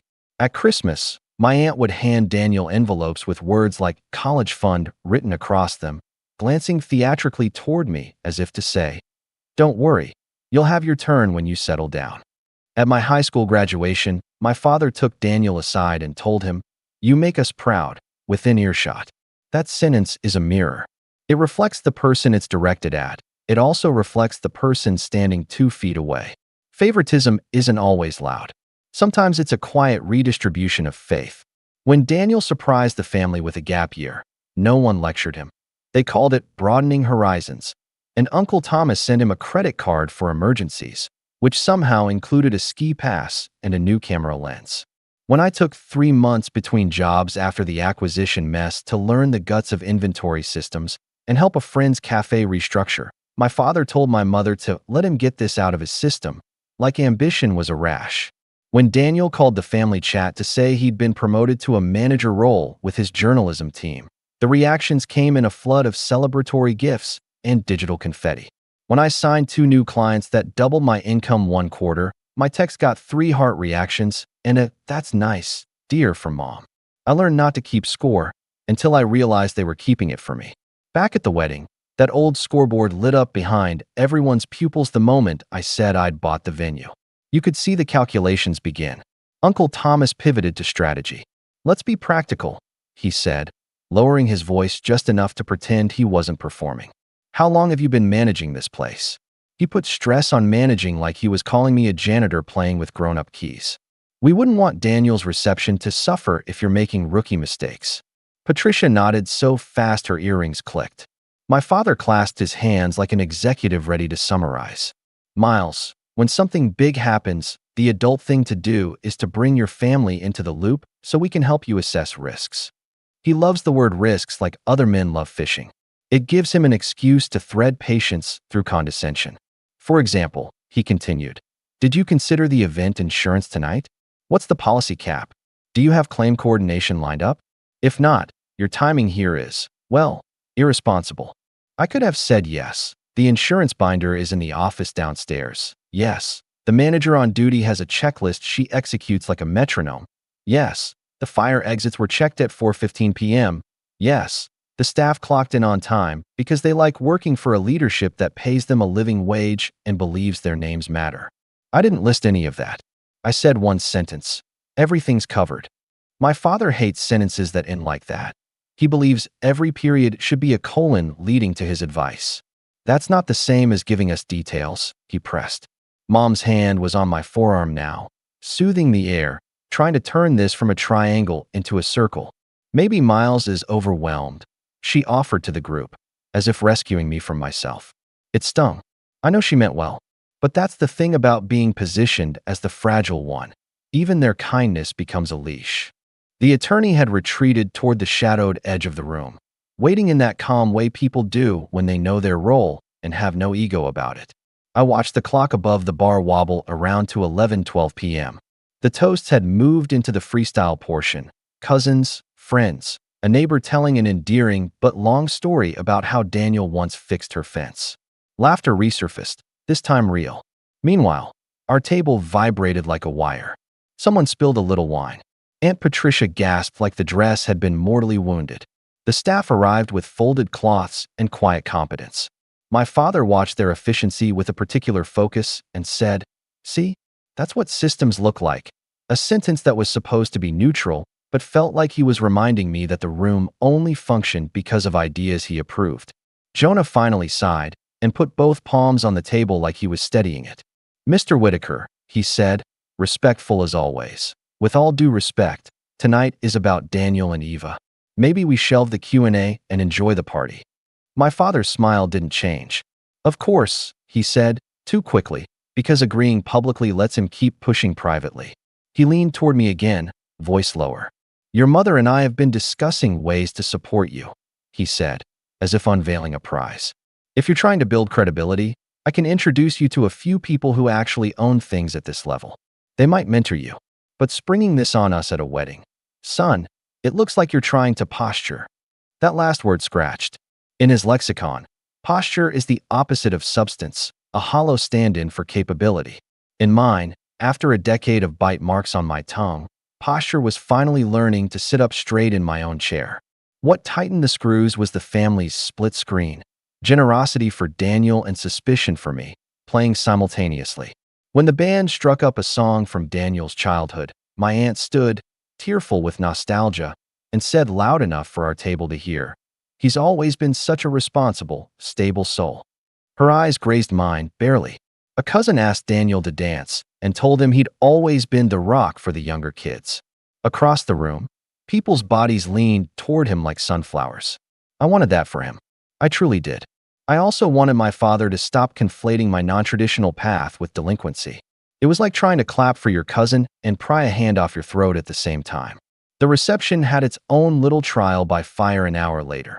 A cake mishap the staff handled with balletic precision. As they moved around the sweet catastrophe, I stepped back to keep out of their way. My father followed, narrating under his breath. See how the lead server delegates? See how the busser anticipates? That's leadership. You could learn something by watching. I nearly laughed then. The assumptions stacked on assumptions. He still couldn't picture me as the owner in a room I owned. To him, leadership looks like a lapel microphone and a pie chart. The idea that it might look like paying the dishwashers above market rate and checking the compressor on the walk-in before it fails. That leadership could mean quiet mornings with spreadsheets and loud afternoons advocating for staff didn't fit his taxonomy. When Daniel and Eva circled back to our table, freshly married glow sharpening into delight, Daniel gripped my shoulder and smiled. You okay? He asked in that private way cousins reserve for each other. I nodded because I didn't want to be the storm cloud in his sky. Aunt Patricia slipped between us and kissed Daniel's cheek. Ignore the circus, she sang, even though she was handing out tickets. She turned to me with a brittle brightness. Miles, if you are indeed involved with this place, then we should talk about a partial refund for the situation earlier with the entree mix-up. We won't make a fuss. Family rate, you understand. There had been no entree mix-up. She had sent her filet back twice. Once because it was too pink, then because it was too firm, and the kitchen had bent time to make her happy. I felt the old helplessness rise, the one that tells you the truth is irrelevant if the committee has voted on a different version. I looked to Daniel. He looked tired. Mom, he said, gentle but firm. Tonight was perfect. Patricia flinched like he'd pinched her. I was advocating, she said, her voice shrinking into woundedness, which is one of her favorite shapes. By 11:20 p.m., the attorney approached again, apology tucked into his posture. I met him halfway, out of the traffic lanes. We can wait, he murmured. No, I said, not because I wanted to perform, but because the timing mattered. Now is fine. I returned to the table and placed the folder in front of my father. He didn't touch it. If this is about money, he said, I can spot you a bridge loan. No shame in that. We do that for family. I almost choked. The notion that I would be there to ask for help, that after everything, after he'd publicly called me a failure and privately decided any win I had was an accident, I would approach him with a hat, was almost funny. But what wasn't funny was how thoroughly he believed it. That belief had a gravity to it. It pulled the room toward the story he preferred. I opened the folder and slid the first document to the top. I won't name the document yet. That belongs to a later turn of the page. But I will describe what happened to the faces around me as their eyes moved across the first paragraph. My father's brows tightened into a knot he saves for board packages that don't balance. Uncle Thomas leaned in, mouth slightly open, expression hovering between disbelief and irritation, as if the paper had personally inconvenienced him. Aunt Patricia blinked rapidly, the way people do when they want to conjure a different world with sheer eyelid force. My mother didn't look at the paper at all. She looked at me, and in her eyes, for a brief, unguarded second, I saw something like my childhood version of her, hopeful, frightened, proud, all braided together like a rope you either climb or bind yourself with. Before any of them could speak, the DJ's voice boomed cheerfully that it was time for the generational dance, the one where grandparents and parents and cousins swarmed the floor for an overlapping medley designed to look like a family tree in motion. The timing would have felt scripted if we were in a movie. We were not. We were in a room owned by a version of me they had decided didn't exist. The staff dimmed the lights a shade. The canopy of bulbs above us glowed generous and warm. Daniel tugged Eva toward the dance, and they laughed, wrapped in the kind of sincerity that temporarily protects you from everyone else's weather. Around the room, people forgot our table and became a single, moving organism. At our table, the paper held like a lit match. Where did you get this? My father asked finally, voice low. He didn't ask if it was real. He knew. The attorney, at a respectful distance, checked his watch again and then slipped toward the bar to accept a glass of water from the manager with a nod. Uncle Thomas found his footing. Even if this is true, he said, there are considerations. Taxes, liabilities, optics. He said optics like he was trying to wrap a bow around something ugly. Patricia found the nearest excuse to be offended on behalf of humanity. If you were actually stable, she said, you would have involved the family sooner. It's disrespectful to surprise people who've invested so much in you. The sentence clanged loudly in the space between us. Invested so much. There it was. The old ledger. The one where every family dinner, every ride to practice, every roof over your head was a line item accruing interest you were expected to pay back by living the life they pre-approved. I could feel Jonah watching my knuckles whiten. He touched my elbow, a tiny anchor. Breathe, he murmured. I did. I tried. My father tapped the document with 2 fingers. Let's assume for a second this is as comprehensive as you think. Why here? Why at a wedding? The question was half genuine, half accusation. I answered the genuine half. Because this is where the story has always been told about me. At tables like this, in rooms like this. It came out softer than I expected, not a spear but a confession. And because there are dates on these pages.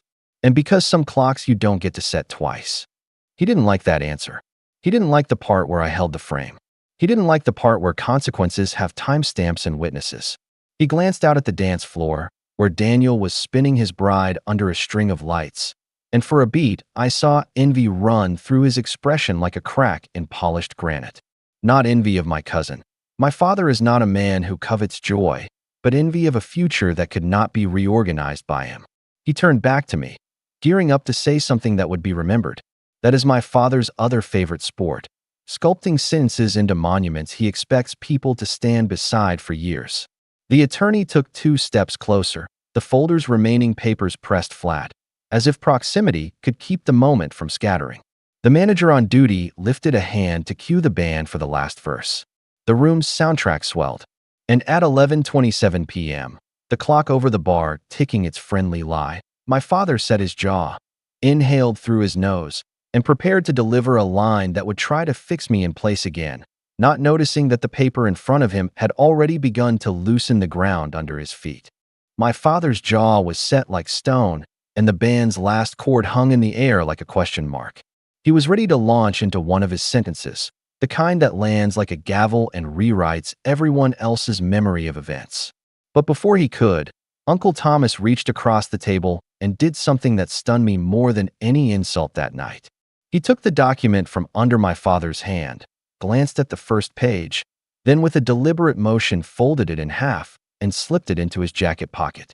The room hadn't noticed. It was too loud, the dance floor too alive. But at our table, the temperature plummeted. This isn't the place, Thomas said smoothly, his voice pitched low enough to sound reasonable to an outsider. We'll go through all this later. Privately. As a family. He emphasized that last word like it had claws. My father didn't argue. In fact, he nodded slightly, as though his brother had just executed some masterstroke of wisdom. My mother pressed her lips together, silent, complicit. I sat there, stunned, realizing what had just happened. Years of being called unstable, years of having my choices rewritten as luck or failure. And now, when I finally laid something solid in front of them, they tried to erase it before anyone else could see. That folder wasn't just proof of ownership. It contained contracts, agreements, bank transfers, a timeline of months of work. And in one quick motion, my uncle pocketed it as though it were his right to decide whether my truth belonged on the table or in his jacket. Jonah noticed my face go pale and whispered, "He just stole it, man. That's theft." But in my family, theft wasn't always about money. It was about control. It was about who got to tell the story. Then, as if on cue, Aunt Patricia leaned toward Daniel and his new wife, who had returned to the table flushed from dancing. "Don't worry yourselves with this nonsense," she said, sugary and dismissive. "Miles has always had ambitions. But Thomas and Robert will make sure things are handled properly." Properly. That word twisted in my stomach. In her version of events, I wasn't an adult presenting facts. I was a wayward child who needed the grown-ups to clean up after me. I couldn't even get a word in before my father added, "It's better this way. These documents, they can be misinterpreted. And frankly, tonight isn't the time to embarrass yourself." He didn't look at me when he said it. He looked at Daniel, as though I wasn't even at the table, as though this was about preserving the sanctity of his nephew's evening from his own son. And then came the sharpest cut of all. Daniel looked at me, confusion clear in his eyes, and quietly asked, "Wait, did you really buy the venue? Or is this one of those things you're trying to spin?" His voice wasn't cruel. It wasn't mocking. It was worse. It was uncertain. For years, he had been the one cousin who seemed to believe in me without needing proof. But now, after one calculated move by Thomas and a few loaded words from my father, even he doubted me. That was the moment it landed. This wasn't just about the family mocking me. It wasn't about disrespect around the dinner table or bad jokes at my expense. It was about them taking away the one thing I had finally earned, my credibility, and doing it so smoothly that others would believe them before they believed me. I sat there, heat rising in my chest, my glass still half raised from earlier, while the document that proved everything I'd worked for sat inside my uncle's jacket pocket, being slowly rewritten into another story of how I'd overreached and needed guidance. The betrayal wasn't just that they didn't believe me. It was that they did, and chose to bury it anyway. And that was the moment I knew this night wouldn't end with a toast or a shrug. It was going to end with something much louder, something they couldn't fold up and slip into their pockets. The rest of the wedding blurred. I remember flashes, the string lights glowing like they were mocking me, the laughter from the dance floor sounding hollow in my ears, the way Daniel's bride tilted her head when she looked at me, as if I were a puzzle missing too many pieces to make sense. My father and uncle kept the folder like a secret treaty between them, moving in and out of the crowd with practiced ease, smiling, congratulating, pretending nothing had happened. I stayed at the table, frozen in that half raise of the glass, feeling smaller with every passing song. There's a particular kind of silence that falls over you when you've been undermined so completely. It isn't loud. It isn't violent. It's more like someone has draped a thick blanket over you, muffling everything, leaving you with only the sound of your own pulse in your ears. I sat in that silence while my family danced. My mother placed a hand on my shoulder once, quick, like she was dropping off condolences, then returned to chatting with Patricia as though she hadn't just watched me be gutted in front of everyone. Jonah sat beside me, loyal but restless. "Miles," he whispered, "say something. Just take it back." But what could I say? That the folder was mine? That the papers inside were real? The words would dissolve as soon as they left my mouth. My uncle and father had already rewritten the script in real time, and the rest of the family had chosen to follow it. If I insisted, I'd only look more unstable, exactly the image they wanted. I felt like I was standing in quicksand, every defense I thought I had sinking deeper the more I struggled. What hit me hardest wasn't their betrayal, it was Daniel's look. He didn't sneer, didn't mock. He just doubted. For years, I told myself it didn't matter what the others thought as long as Daniel still trusted me. And now, watching him laugh uneasily at his mother's jokes while avoiding my eyes, I realized I had lost that too. When the night wound down, guests trickled out, arms heavy with favors and hearts light with champagne. The staff, my staff, moved like clockwork, clearing, wiping, stacking chairs. I wanted to thank them, to show that at least in this corner of my life, I had built something real. But I couldn't bring myself to approach. To do so would have invited another round of condescension from my father about playing boss. So I slipped away to the balcony, alone, watching the last songs of the night bleed into the early quiet of the city. That was rock bottom, not a dramatic collapse, but an emptiness. To work for years in silence, to finally arrive at something solid, and then watch your own family strip it away in minutes. I stood there replaying every sacrifice I had made. The nights without sleep, the weekends spent buried in spreadsheets instead of with friends, the careful saving, the risk of pouring everything into one purchase. And for what? To be painted as a liar at the one moment I finally let myself be proud. I thought about leaving the city altogether, selling the venue, disappearing into some other place where my last name didn't come preloaded with expectations. But another thought, quieter and sharper, began to take shape. Maybe the only way forward wasn't to walk away. Maybe it was to stop hiding, stop waiting for their approval, and show them in a way they couldn't fold into their jacket pockets. I didn't know how yet. That plan hadn't formed. All I knew was that I couldn't stay in that room another minute. So when the last dance ended and applause scattered like rain, I walked out without saying goodbye, slipping into the cool night air while the echoes of laughter trailed behind me. That night, in the silence of my apartment, the humiliation replayed in full color.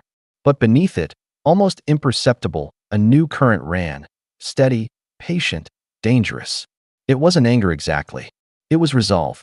The morning after the wedding, I woke up with the kind of heaviness that clings to you like a second skin. My phone was lit up with unread messages in the family chat, photos of the dance floor, of Daniel dipping his new wife, of the cake with sparklers hissing gold. Everyone was congratulating, reminiscing, laughing over inside jokes from the night before. My name didn't appear once. No mention of the toast, no mention of the folder, no mention of the way my uncle had pocketed the proof of everything I'd built. It was like I had been edited out of the evening entirely, a ghost who happened to wander into the background of someone else's story. For a few days, I sulked. I won't pretend otherwise. I skipped calls, let emails pile up, and sat staring at my kitchen counter wondering how all the work I'd done could be erased so easily by a handful of words and one deliberate act of betrayal. But slowly, as the silence stretched, something inside me shifted. It wasn't loud, not a lightning strike, but a steady realization they hadn't erased me. They'd only reminded me why I had worked in silence all these years, why I had stopped sharing victories too soon, why I had learned to keep my head down until the ground beneath me was steady enough to walk on without their permission. So I did what I'd always done when they mocked me. I went back to work. Owning the venue meant I had more to do than lick my wounds. There were contracts to review, suppliers to meet, schedules to manage, staff to support. The first Monday after the wedding, I showed up before dawn and walked the entire building, floor to ceiling. I checked every light bulb, every lock, every fixture. I sat with the kitchen staff over burnt coffee and listened to what was working and what wasn't. I watched how the bartenders prepped their stations, how the cleaning crew moved through the rooms, how the event managers juggled timelines. It struck me then that while my family had spent the night arguing over whether I was capable, the proof was right here. Dozens of people running a place that now ran through me. Week by week, the venue's calendar filled. Word of mouth spread quickly, especially after guests who had attended Daniel's wedding started asking who they could contact to book their own. Irony has a cruel sense of humor. His wedding, the very night they tried to humiliate me, became my best advertisement. Within 3 months, I had secured contracts for 2 corporate holiday parties, 3 weddings, and a charity gala that brought in more press than I'd ever expected. My bank account followed. What had once been a tightrope walk of invoices and savings grew into a steady stream. I paid off the last sliver of debt I'd carried from my early freelance days and finally looked at my balance without that gnawing fear in the back of my stomach. I even hired an assistant, Lydia, sharp as glass and just as clear-eyed, who kept me organized and, more importantly, reminded me to breathe when I got lost in the grind. Success, though, isn't just numbers. It was the feeling of walking into my own building and hearing staff call me by name with respect. It was sitting in the back of the hall during an event and watching strangers enjoy themselves in a space I'd fought to make whole. It was seeing a couple cry happy tears under the same canopy of bulbs where I'd once stood feeling like a fraud. For the first time in years, I wasn't chasing proof. I was living it. The contrast with my family grew sharper as the months went on. At dinners, when they asked what I was doing these days, I no longer dodged. I'd simply say, busy at the venue, and let the silence do the rest. They didn't press much after that, perhaps because pressing would mean confronting the truth they'd tried to bury. My father occasionally made jabs about small-time success, but I stopped reacting. That, more than anything, seemed to unsettle him. He thrived on my defensiveness. Without it, his words fell flat. Daniel reached out a few times, tentative, trying to bridge the gap. I met him for coffee once, and he admitted he hadn't known what to believe that night. "You have to understand," he said, stirring his cup nervously. "They've always painted you a certain way." He trailed off, embarrassed, as if realizing the weight of what he was confessing. I didn't blame him. He'd grown up in the same web of favoritism, only on the golden side of it. But I also didn't reassure him. Instead, I let him sit with the fact that his doubt had been a crack, and cracks don't disappear just because you want them to. 6 months after the wedding, the venue hosted a massive charity fundraiser for the Children's Hospital. Photos of the event appeared in local papers, and one even made the regional magazine. In the picture, I wasn't in the foreground. I was blurred in the background, speaking with a staff member near the kitchen door. But my name was in the article, listed as the owner who had donated part of the proceeds. It was a small thing, but it felt monumental, a truth that couldn't be folded into my uncle's jacket, a fact printed in black and white for anyone to see.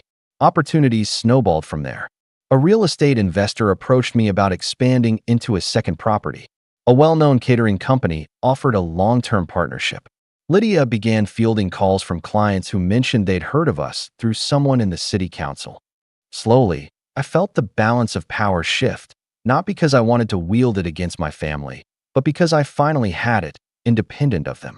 But underneath the pride, the resolve hardened. Every time I walked past the Walnut Bar, I remembered the folder being lifted off the table, the way Daniel's voice had wavered when he asked if I was lying. That moment still burned, and the flame didn't go out just because business was good. It sharpened me. It reminded me that no matter how far I rose, the story they told about me was still out there, woven into dinners and whispered jokes. And if I didn't decide to change it, it would outlive me. So while life improved, while success grew and power found its way into my hands, a part of me began quietly sketching the outlines of something else. Not revenge, not yet. Just the thought that one day, I would lay the truth in front of them in a way they couldn't pocket, couldn't twist, couldn't laugh away. And that thought was enough to keep me steady when the next storm arrived. Because storms always come. The turning point didn't come in a boardroom or during a contract negotiation. It came on a Tuesday morning when Lydia knocked on my office door, a file in her hand, and that sharp little smile she wore whenever she knew she was about to drop something heavy into my lap. "You're going to want to see this," she said, sliding the folder across my desk. I braced myself for bad news, staff turnover, a supplier issue, maybe an insurance hiccup. Instead, what I saw was a public notice from the city's planning office. My Uncle Thomas's development firm had filed a proposal for a new luxury event space on the east side of town. The kind of project designed to eat into my bookings. "Guess who owns 3 of the parcels he's trying to rezone?" Lydia asked, her voice bright with mischief. I blinked. "No." She nodded. "Yes, you. Well, technically the holding company you set up last spring." I had almost forgotten about those properties. They were part of a small package deal I'd picked up from a retiring landlord. Cheap, nondescript lots near the waterfront that I'd planned to hold for future value. They'd just been sitting there, costing me next to nothing. But to my uncle, they were suddenly golden ground, the foundation for his next big boast. I leaned back in my chair, feeling that old familiar silence fill the room. Except this time it wasn't smothering. It was electric. For years, my uncle had belittled me as impulsive, unlucky, incapable. Now, without knowing it, he needed me. And not in some small, abstract way. He needed the land under his vision, the ground beneath his future. It wasn't just Thomas, either. Over the following weeks, bits of information began to converge. My father's company, I discovered through an acquaintance in finance, was facing liquidity issues again, this time more serious than before.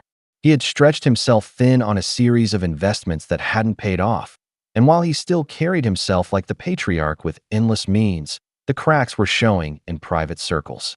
That knowledge sat in my mind like a second chessboard.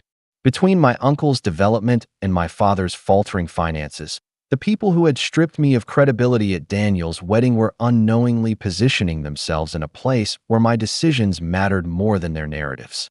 At first, I didn't know what to do with that power.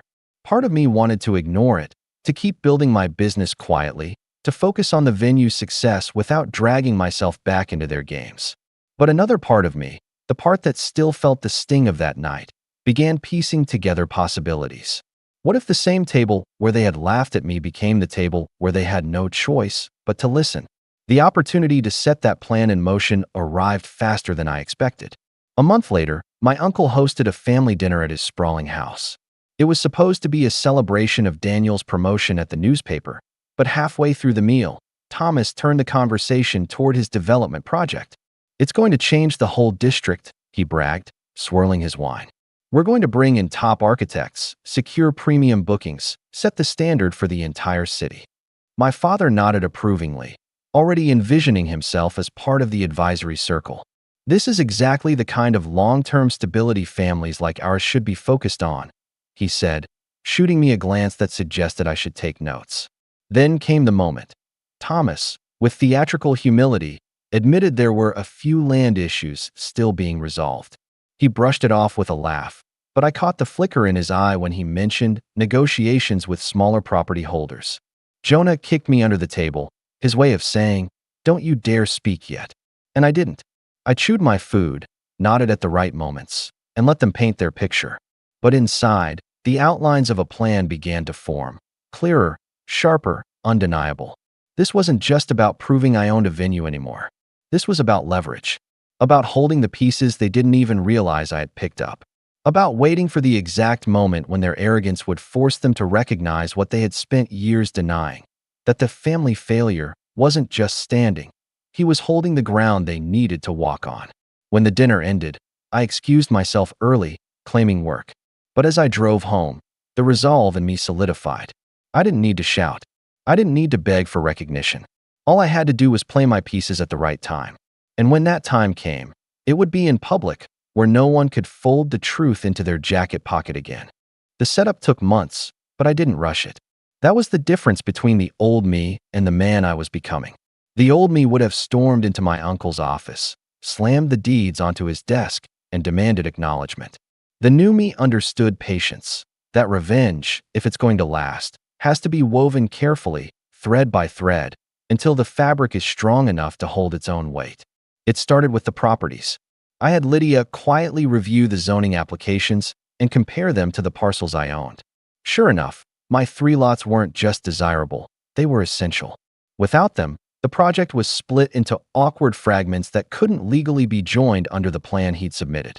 My uncle could talk big all he wanted, but unless I sold or partnered, his vision was dead on arrival. Then came the opportunity, a charity gala hosted by the mayor's office, one of those events where developers, council members, and business owners all hovered in the same ballroom, clinking glasses and swapping promises in low tones. My venue had been chosen as the location, another irony the universe seemed to delight in handing me. It meant I was not just in attendance, but in control. The night of the gala, I watched from the edge of the room as my uncle held court with a circle of council members, boasting about the transformative event space he was about to build.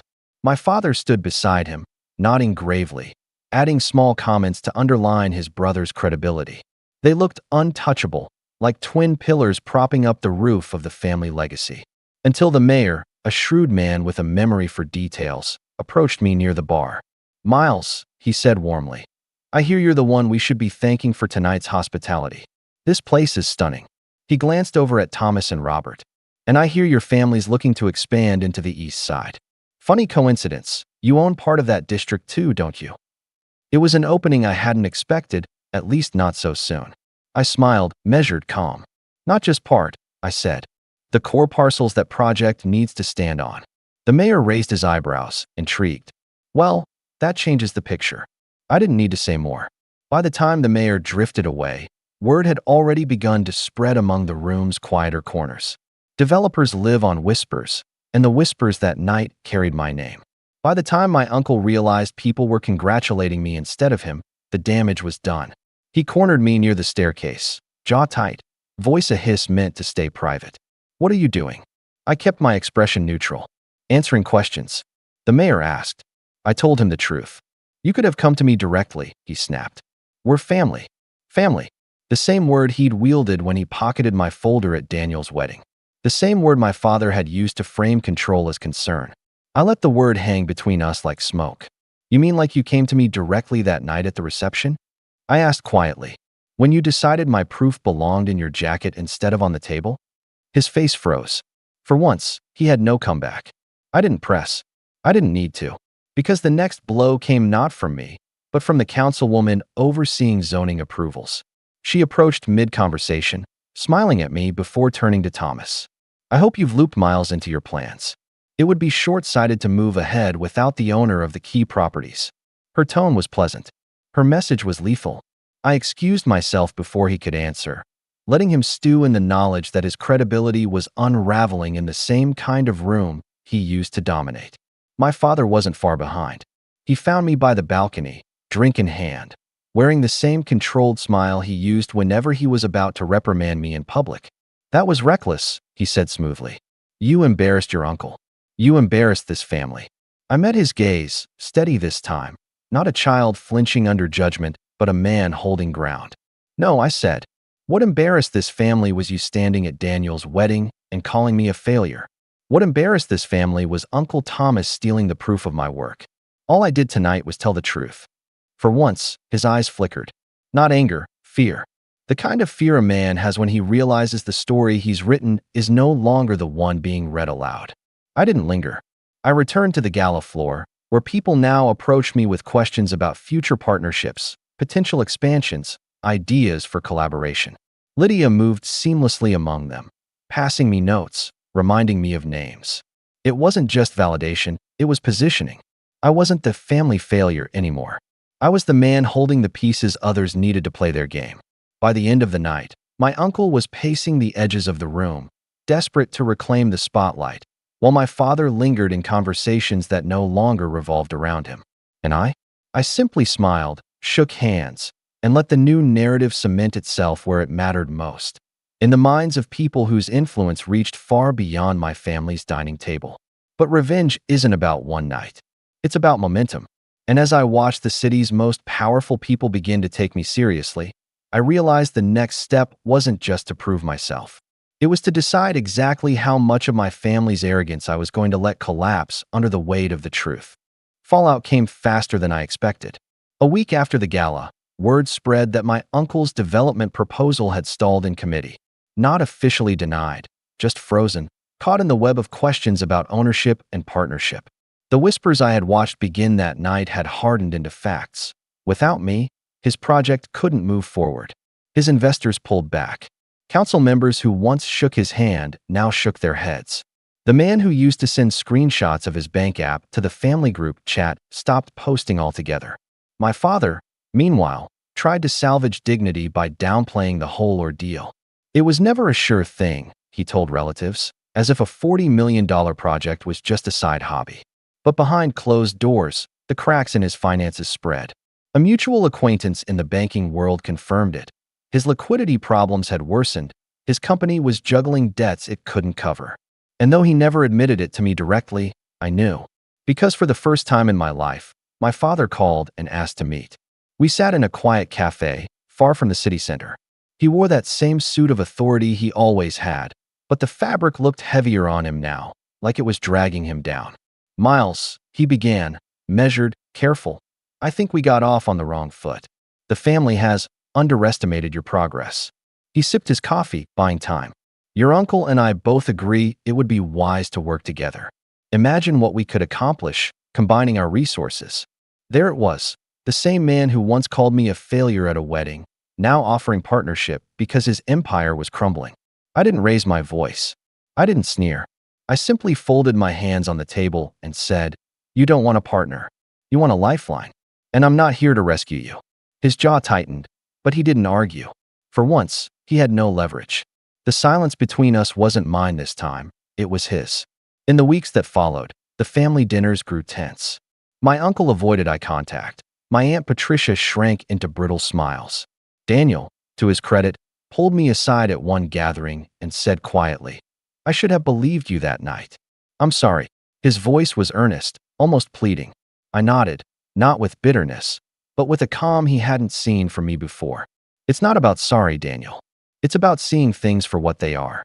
The final break came when my father tried one last time to frame things his way. During a spring brunch, with the table heavy with food no one really wanted, he said loudly enough for everyone to hear, "Miles has finally grown into responsibility. We're proud of him for following in the family's footsteps." That was the moment. I set my fork down, leaned forward, and said, "I didn't follow in your footsteps. I built my own path.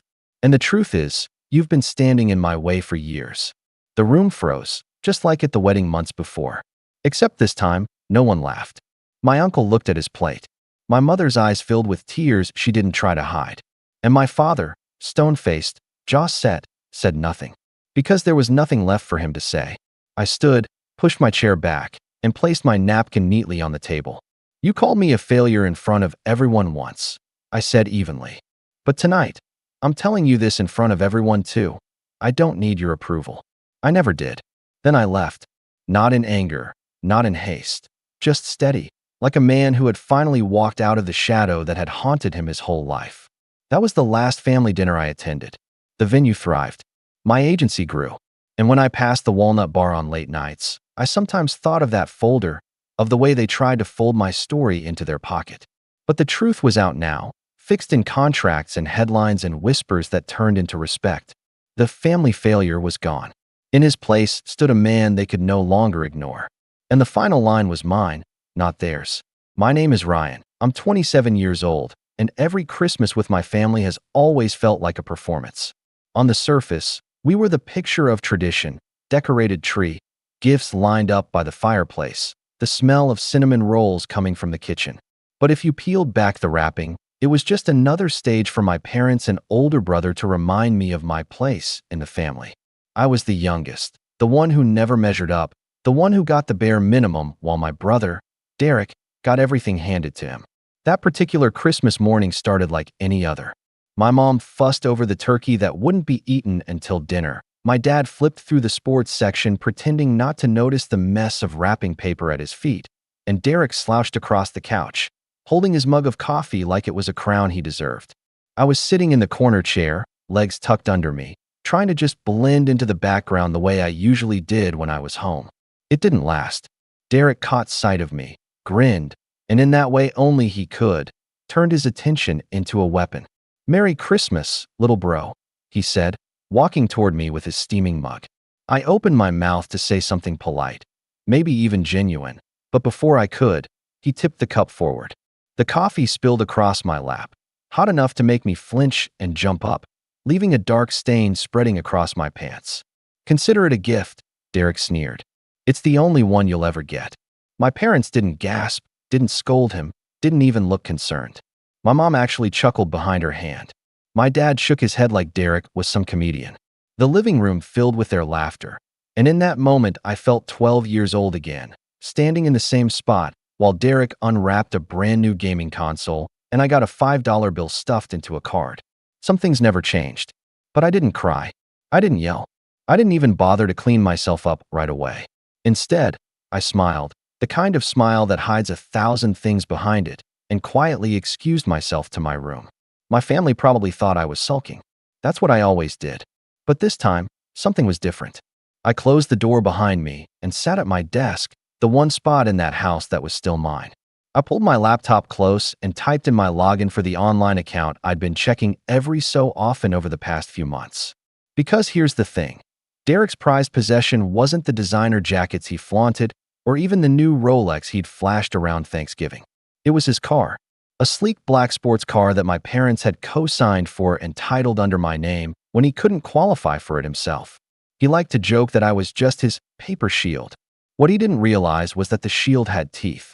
As my parents' laughter floated faintly through the walls, I clicked through the forms. My heart was pounding, but not out of fear, out of clarity.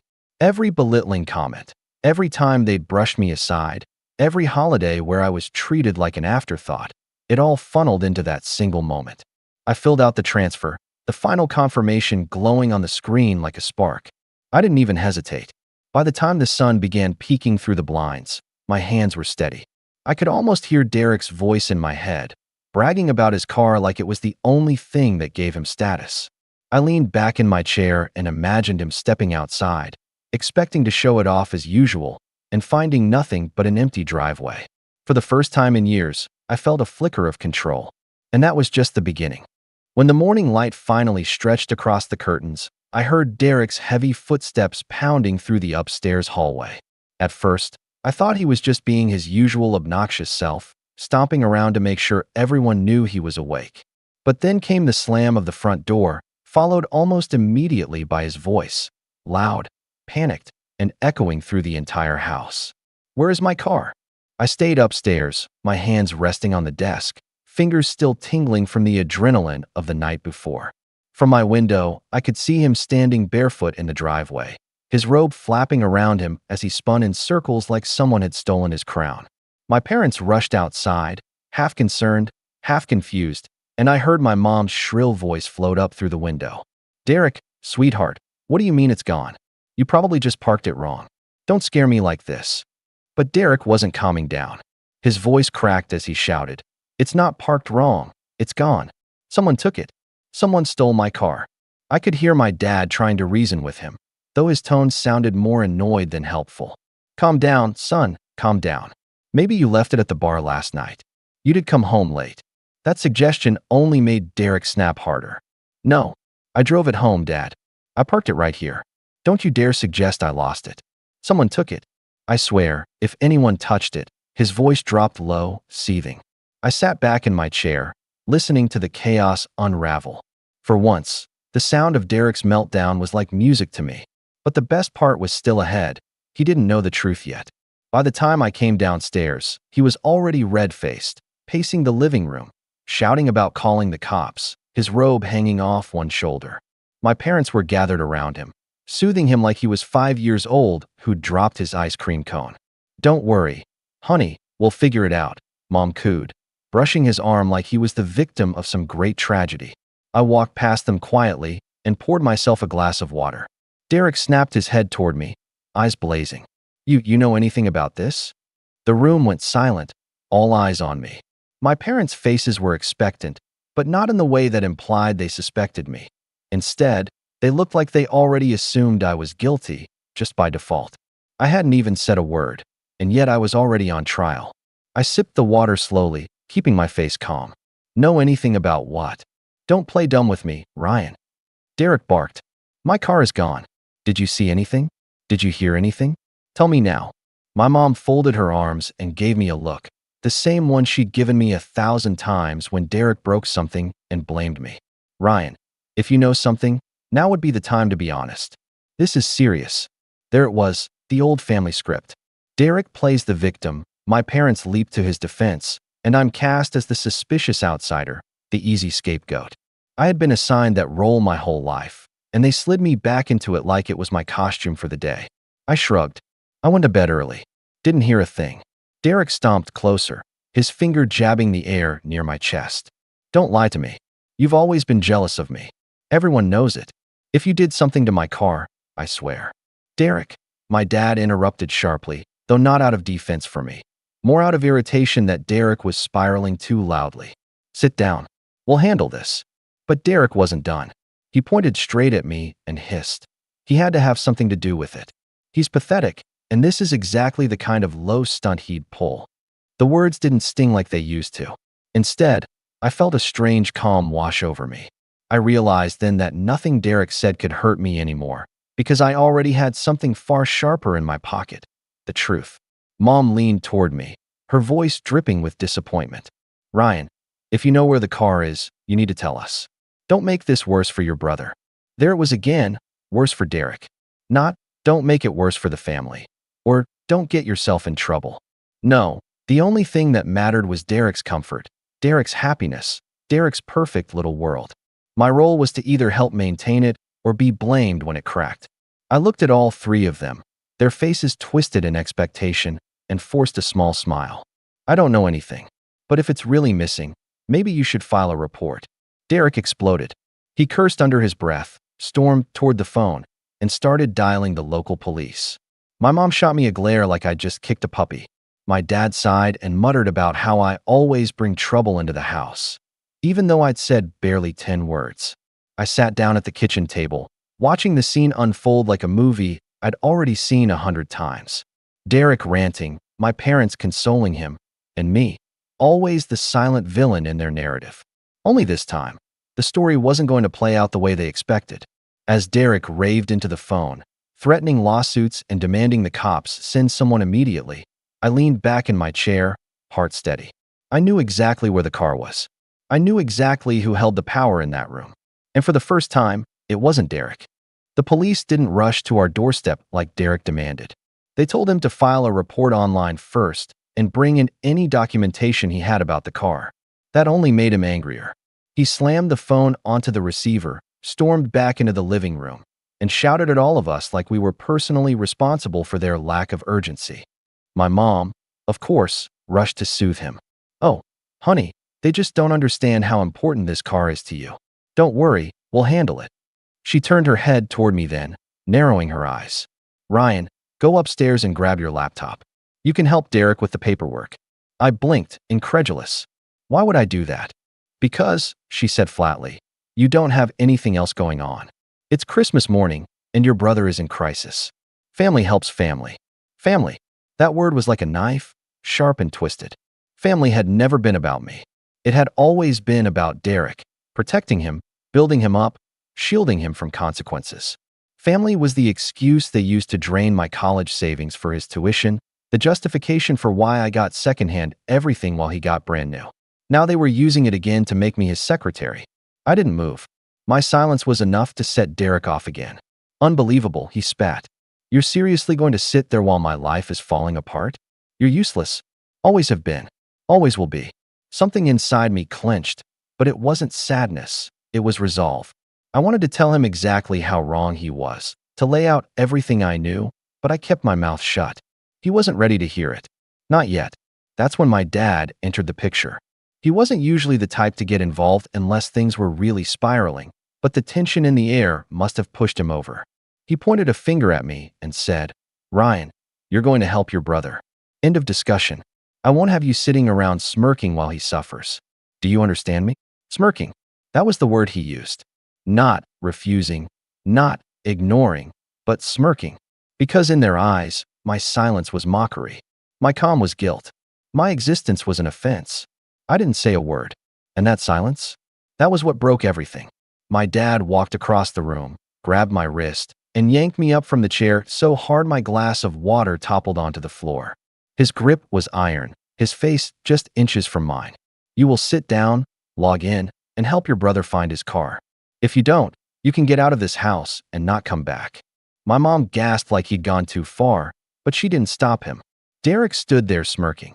The same smirk he'd worn when he accidentally locked me outside in the snow as a kid, or when he told everyone at Thanksgiving that I was still single because no one wanted me. That was the breaking point. Not the coffee, not the laughter, not the accusations.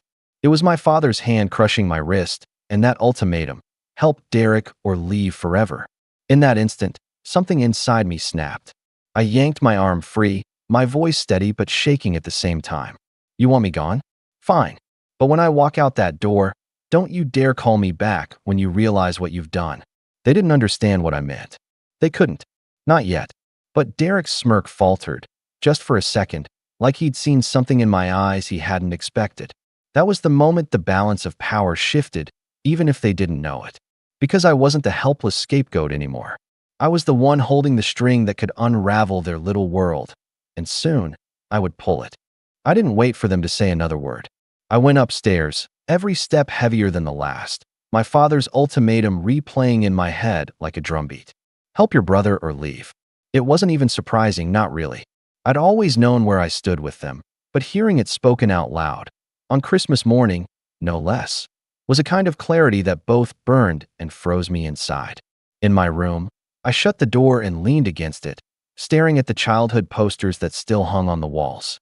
They looked ridiculous now, relics of a life I thought might one day be valued by the people downstairs. I sat on the edge of the bed, rubbing the red mark on my wrist where my dad had grabbed me. It didn't hurt physically, not much, but it pulsed with something deeper, betrayal that had finally boiled over. The voices downstairs carried up through the floorboards. Derek was ranting about how the cops weren't doing enough. My mom was fretting about what the neighbors might think, and my dad was pacing like he could solve this with sheer volume. My name kept popping up in their sentences, always attached to suspicion, always dripping with disappointment. Ryan should have helped. Ryan must know something. Ryan is probably behind this somehow. I sat there for a long time, staring at the ceiling. For the first time in years, I considered what it would mean to actually walk away, not just in anger, but permanently. To pack my bag, get in my old beat-up sedan, and never look back. No more holidays where I was the punchline. No more being the scapegoat. Just freedom. But then the fear crept in. Where would I go? I had an apartment back in the city, sure, but it was small, barely more than a box with a mattress. The idea of never speaking to my family again felt like cutting off a limb, even if that limb had been poisoning me for years. Part of me still wanted them to see me, to finally recognize that I mattered. That's what made it so much harder. Hours passed. I heard them sit down for Christmas dinner without me. Plates clinking, laughter forced, but loud enough to make a point. No one came upstairs to ask if I was joining. No one checked to see if I was okay. I was invisible, just like they wanted me to be. By midnight, the house had gone quiet. I lay in bed staring at the dark ceiling, but I couldn't sleep. My mind was turning too quickly, replaying every insult, every time Derek had been praised while I was dismissed. My dad's grip on my wrist. My mom's disappointed glare. Derek's smirk. And then, like a whisper in the back of my mind, the thought returned. They don't know what you've done yet. I sat up, pulling my laptop onto my knees. The confirmation screen from earlier was still up, the transfer complete, Derek's car no longer legally his. That was my anchor, the one piece of leverage I held in a house where I'd never had any. It didn't erase the sting of what happened, but it steadied me. For the first time in years, I felt like I had a card to play. But I didn't rush it. No, I knew better than that. If I'd learned anything from years of being their scapegoat, it was patience. Derek would keep digging his own grave. My parents would keep showing their favoritism. All I had to do was wait, keep my head down, and let them underestimate me, just like they always had. Still, that night was the lowest I'd ever felt. Alone in a house that never felt like mine, the echo of their laughter still hanging in the air, I realized there was no going back. The boy who used to beg for scraps of their approval was gone. In his place was someone colder, sharper, someone who would never again settle for being their punching bag. I wasn't ready yet, but the plan was beginning to take shape. And when the moment came, they'd never see it coming. I drove back to the city the next morning, my car packed with the few things I had brought home. No one stopped me. No one asked where I was going. Derek barely looked up from his phone as I carried my bag down the stairs. My parents didn't even bother with a goodbye. It was like I had already been erased from their version of family. And honestly, that stung more than I wanted to admit. The drive was quiet.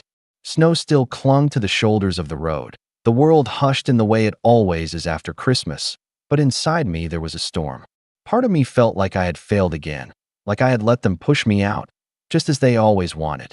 But another part of me, a deeper part, was burning with something different. I wasn't running away. Not this time. I was stepping out of their shadow for good. Back in my apartment, I expected the loneliness to hit me like it always did. Instead, what came was focus. My little one-room space, with its second-hand furniture and rattling heater, suddenly felt like freedom. No one was watching me. No one was mocking me. No one was waiting for me to fail. For the first time in my life, the silence wasn't oppressive, it was mine. I buried myself in work. My job wasn't glamorous. Entry-level at a tech firm where I spent most of my time fixing other people's mistakes, but I threw myself into it with a kind of hunger I hadn't known before. I stayed late. I asked questions. I learned the systems inside and out. I became the person people turned to when they needed something done right, and slowly, people started noticing. My boss started noticing. Promotions don't happen overnight, but by spring, I had moved out of the entry-level pool and into a role with real responsibility. The pay was better, but more importantly, the respect was different. People listened to me. They sought out my input. Every nod, every good job, was like water to a starving plant. Outside of work, I finally had the courage to take risks. I'd always been interested in investing, in building something of my own, but back home, every idea I shared had been laughed at. Derek once told me I'd lose a fortune before I made a dime. I carried that voice in my head for years. Now, free from it, I finally opened that brokerage account I'd been too afraid to touch. I started small, cautious, but I studied hard. The late nights that used to be spent replaying arguments with my family were now filled with charts, books, and forums. And slowly, the numbers started to grow. By the end of that year, I wasn't rich, not yet, but I was stable in a way I had never been before. My savings were solid. My investments were moving in the right direction. At work, I had earned another promotion, this time with my own small team to lead. For the first time in my life, I wasn't the weak link. I was becoming someone worth reckoning with. And then something happened that sealed my resolve. One Friday evening, as I was locking up my computer, my boss stopped by my desk. He was a man who rarely wasted words, but that night, he looked me in the eye and said, "You've got potential, Ryan. Don't waste it trying to prove yourself to the wrong people. Build something for yourself." The words hit me harder than I expected. He didn't know my story, didn't know about the coffee incident, the years of favoritism, the way my parents had shoved me aside. But somehow, he had named exactly what I needed to hear. I had been wasting my energy for years trying to get people who would never respect me to see my worth. Now, finally, I was building a life where I didn't need their approval. It was around that time Derek reached out for the first time since Christmas. A short text, nothing more. Hey, need to talk. Call me. I stared at it for a long while, my chest tightening. The old me would have felt dread, guilt, maybe even a spark of hope that he wanted to reconcile. But the person I was becoming? I saw it for what it was, an opening. Because while my life was climbing steadily upward, Derek's wasn't. And soon enough, he and my parents would find themselves in a situation where, for once, I would be the one holding all the cards. The text from Derek lingered in my mind for days before I responded. I didn't ignore it, but I didn't rush either. Old habits wanted me to jump, to prove I was still part of their world, but I forced myself to wait until Sunday evening. I sent a simple reply, busy. What's up? The phone rang within minutes. I almost didn't answer, but curiosity outweighed hesitation. Derek's voice came through the line, thinner than I remembered, stripped of its usual swagger. Ryan, hey. Listen, I need a favor. I leaned back in my chair, staring at the ceiling, letting him squirm. A favor? Yeah, it's nothing big. Just, things are tight right now. I've got some payments stacking up, and well, I figured since you've got that desk job, maybe you could spot me a little until I sort it out. The irony nearly made me laugh.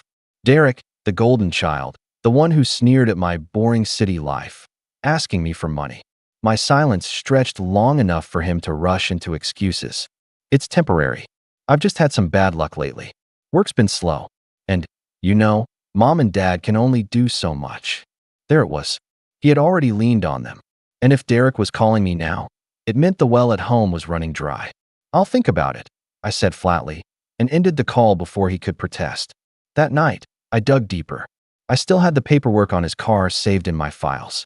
The transfer from Christmas morning hadn't just taken the car.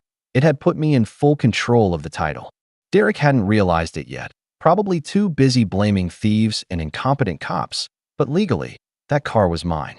But that was only the surface. Over the next week, I started making calls, checking records, and using every resource I had quietly built up in my new life. What I found painted a picture of Derek's unraveling. He was behind on rent for the luxury apartment my parents had co-signed for. He had maxed out not one, but 3 credit cards.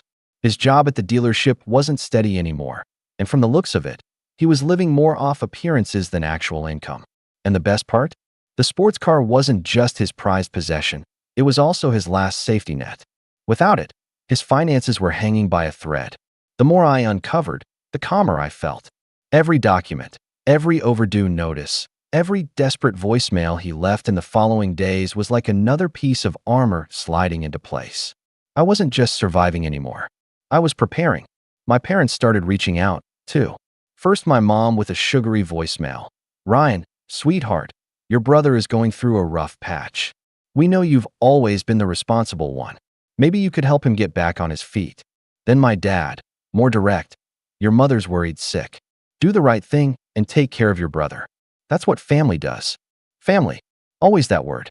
But this time, instead of feeling small under its weight, I felt stronger. They weren't calling me because they loved me. They were calling because Derek was failing, and for the first time, I had what he needed. I didn't respond. Not yet. Instead, I poured myself into work even more. By midsummer, my team had delivered on a major project that landed us new clients. The company rewarded me with a promotion into management, a raise big enough that I moved into a better apartment, one with space, light, and silence that felt like power itself. And while I was climbing, Derek was sinking. Word trickled back to me through old mutual friends. The car was still missing. The cops had dropped the case months ago, and Derek was furious about their incompetence. He had borrowed money from the wrong people. He was drinking more. He was fighting with my parents constantly. The contrast couldn't have been sharper.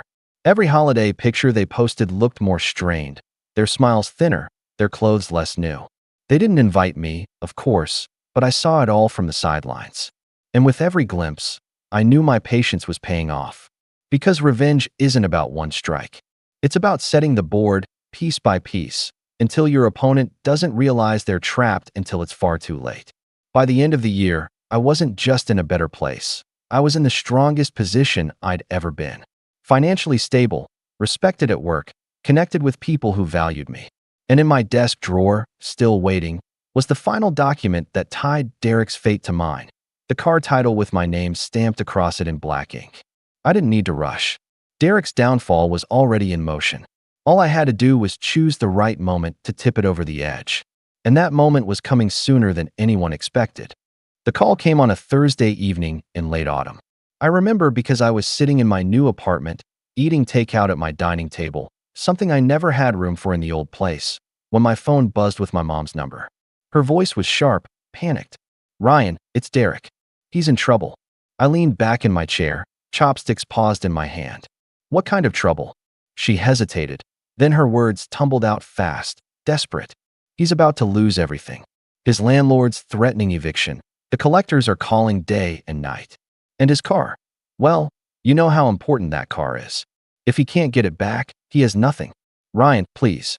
You've always been the responsible one. You have to help him." There it was again. Not "we need you." Not "I miss you." Just "he needs saving."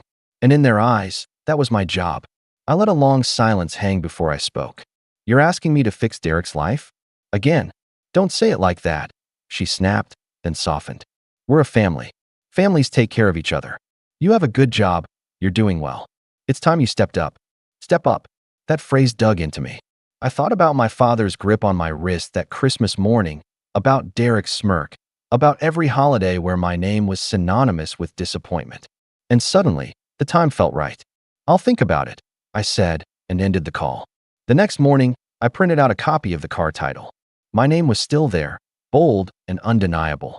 I placed it neatly into a folder, slipped it into my work bag, and drove to my parents' house that Saturday.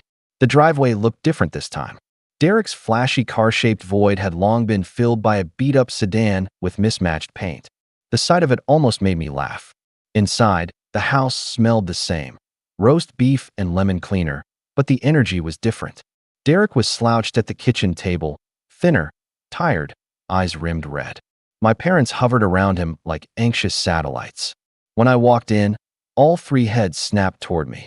My mom rushed forward with a brittle smile. "Ryan, you came. Thank goodness. Your brother really needs you right now."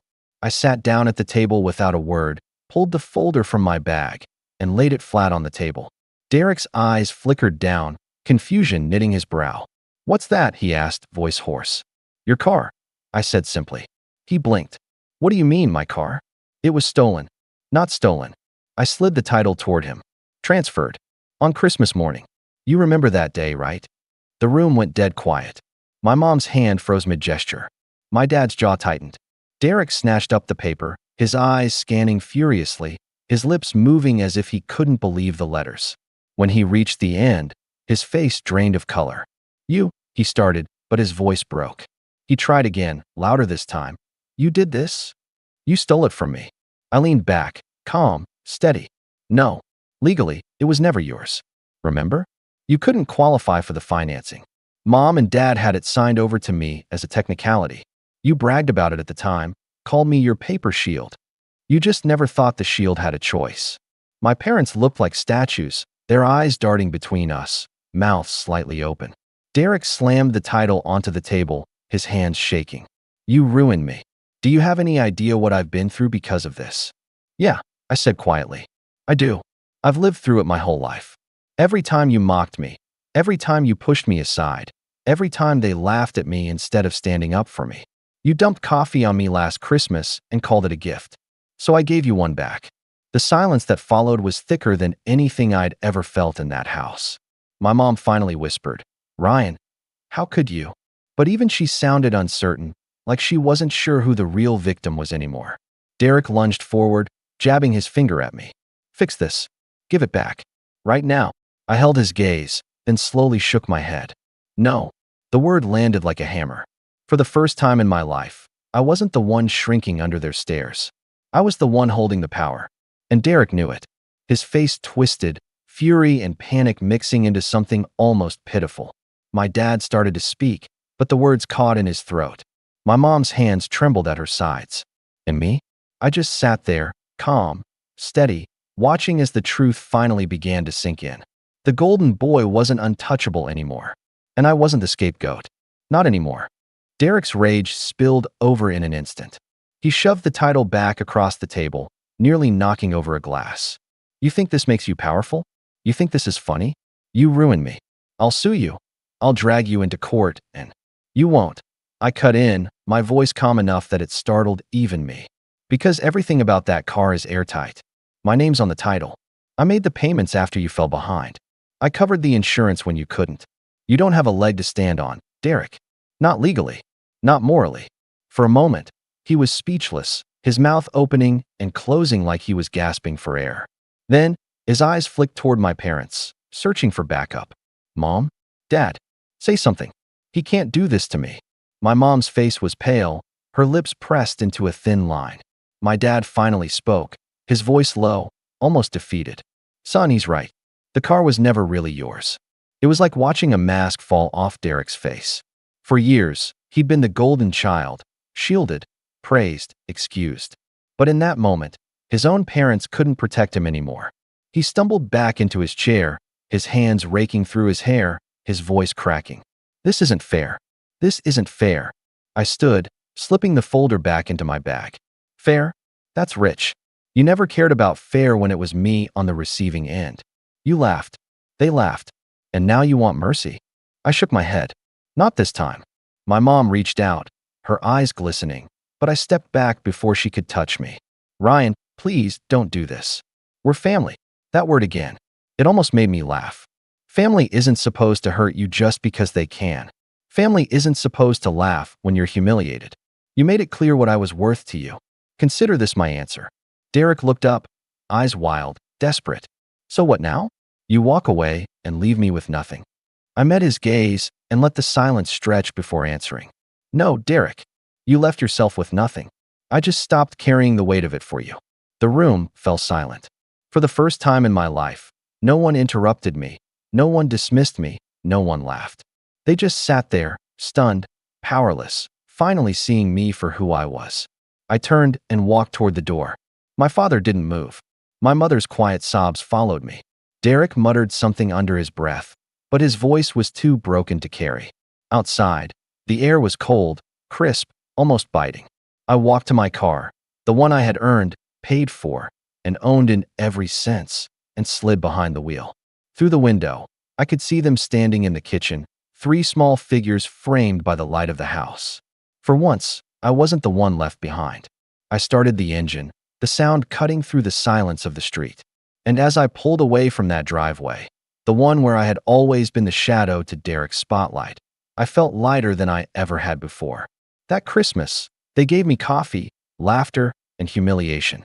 I gave them silence, truth, and loss. And it was the only gift they'd ever truly earned.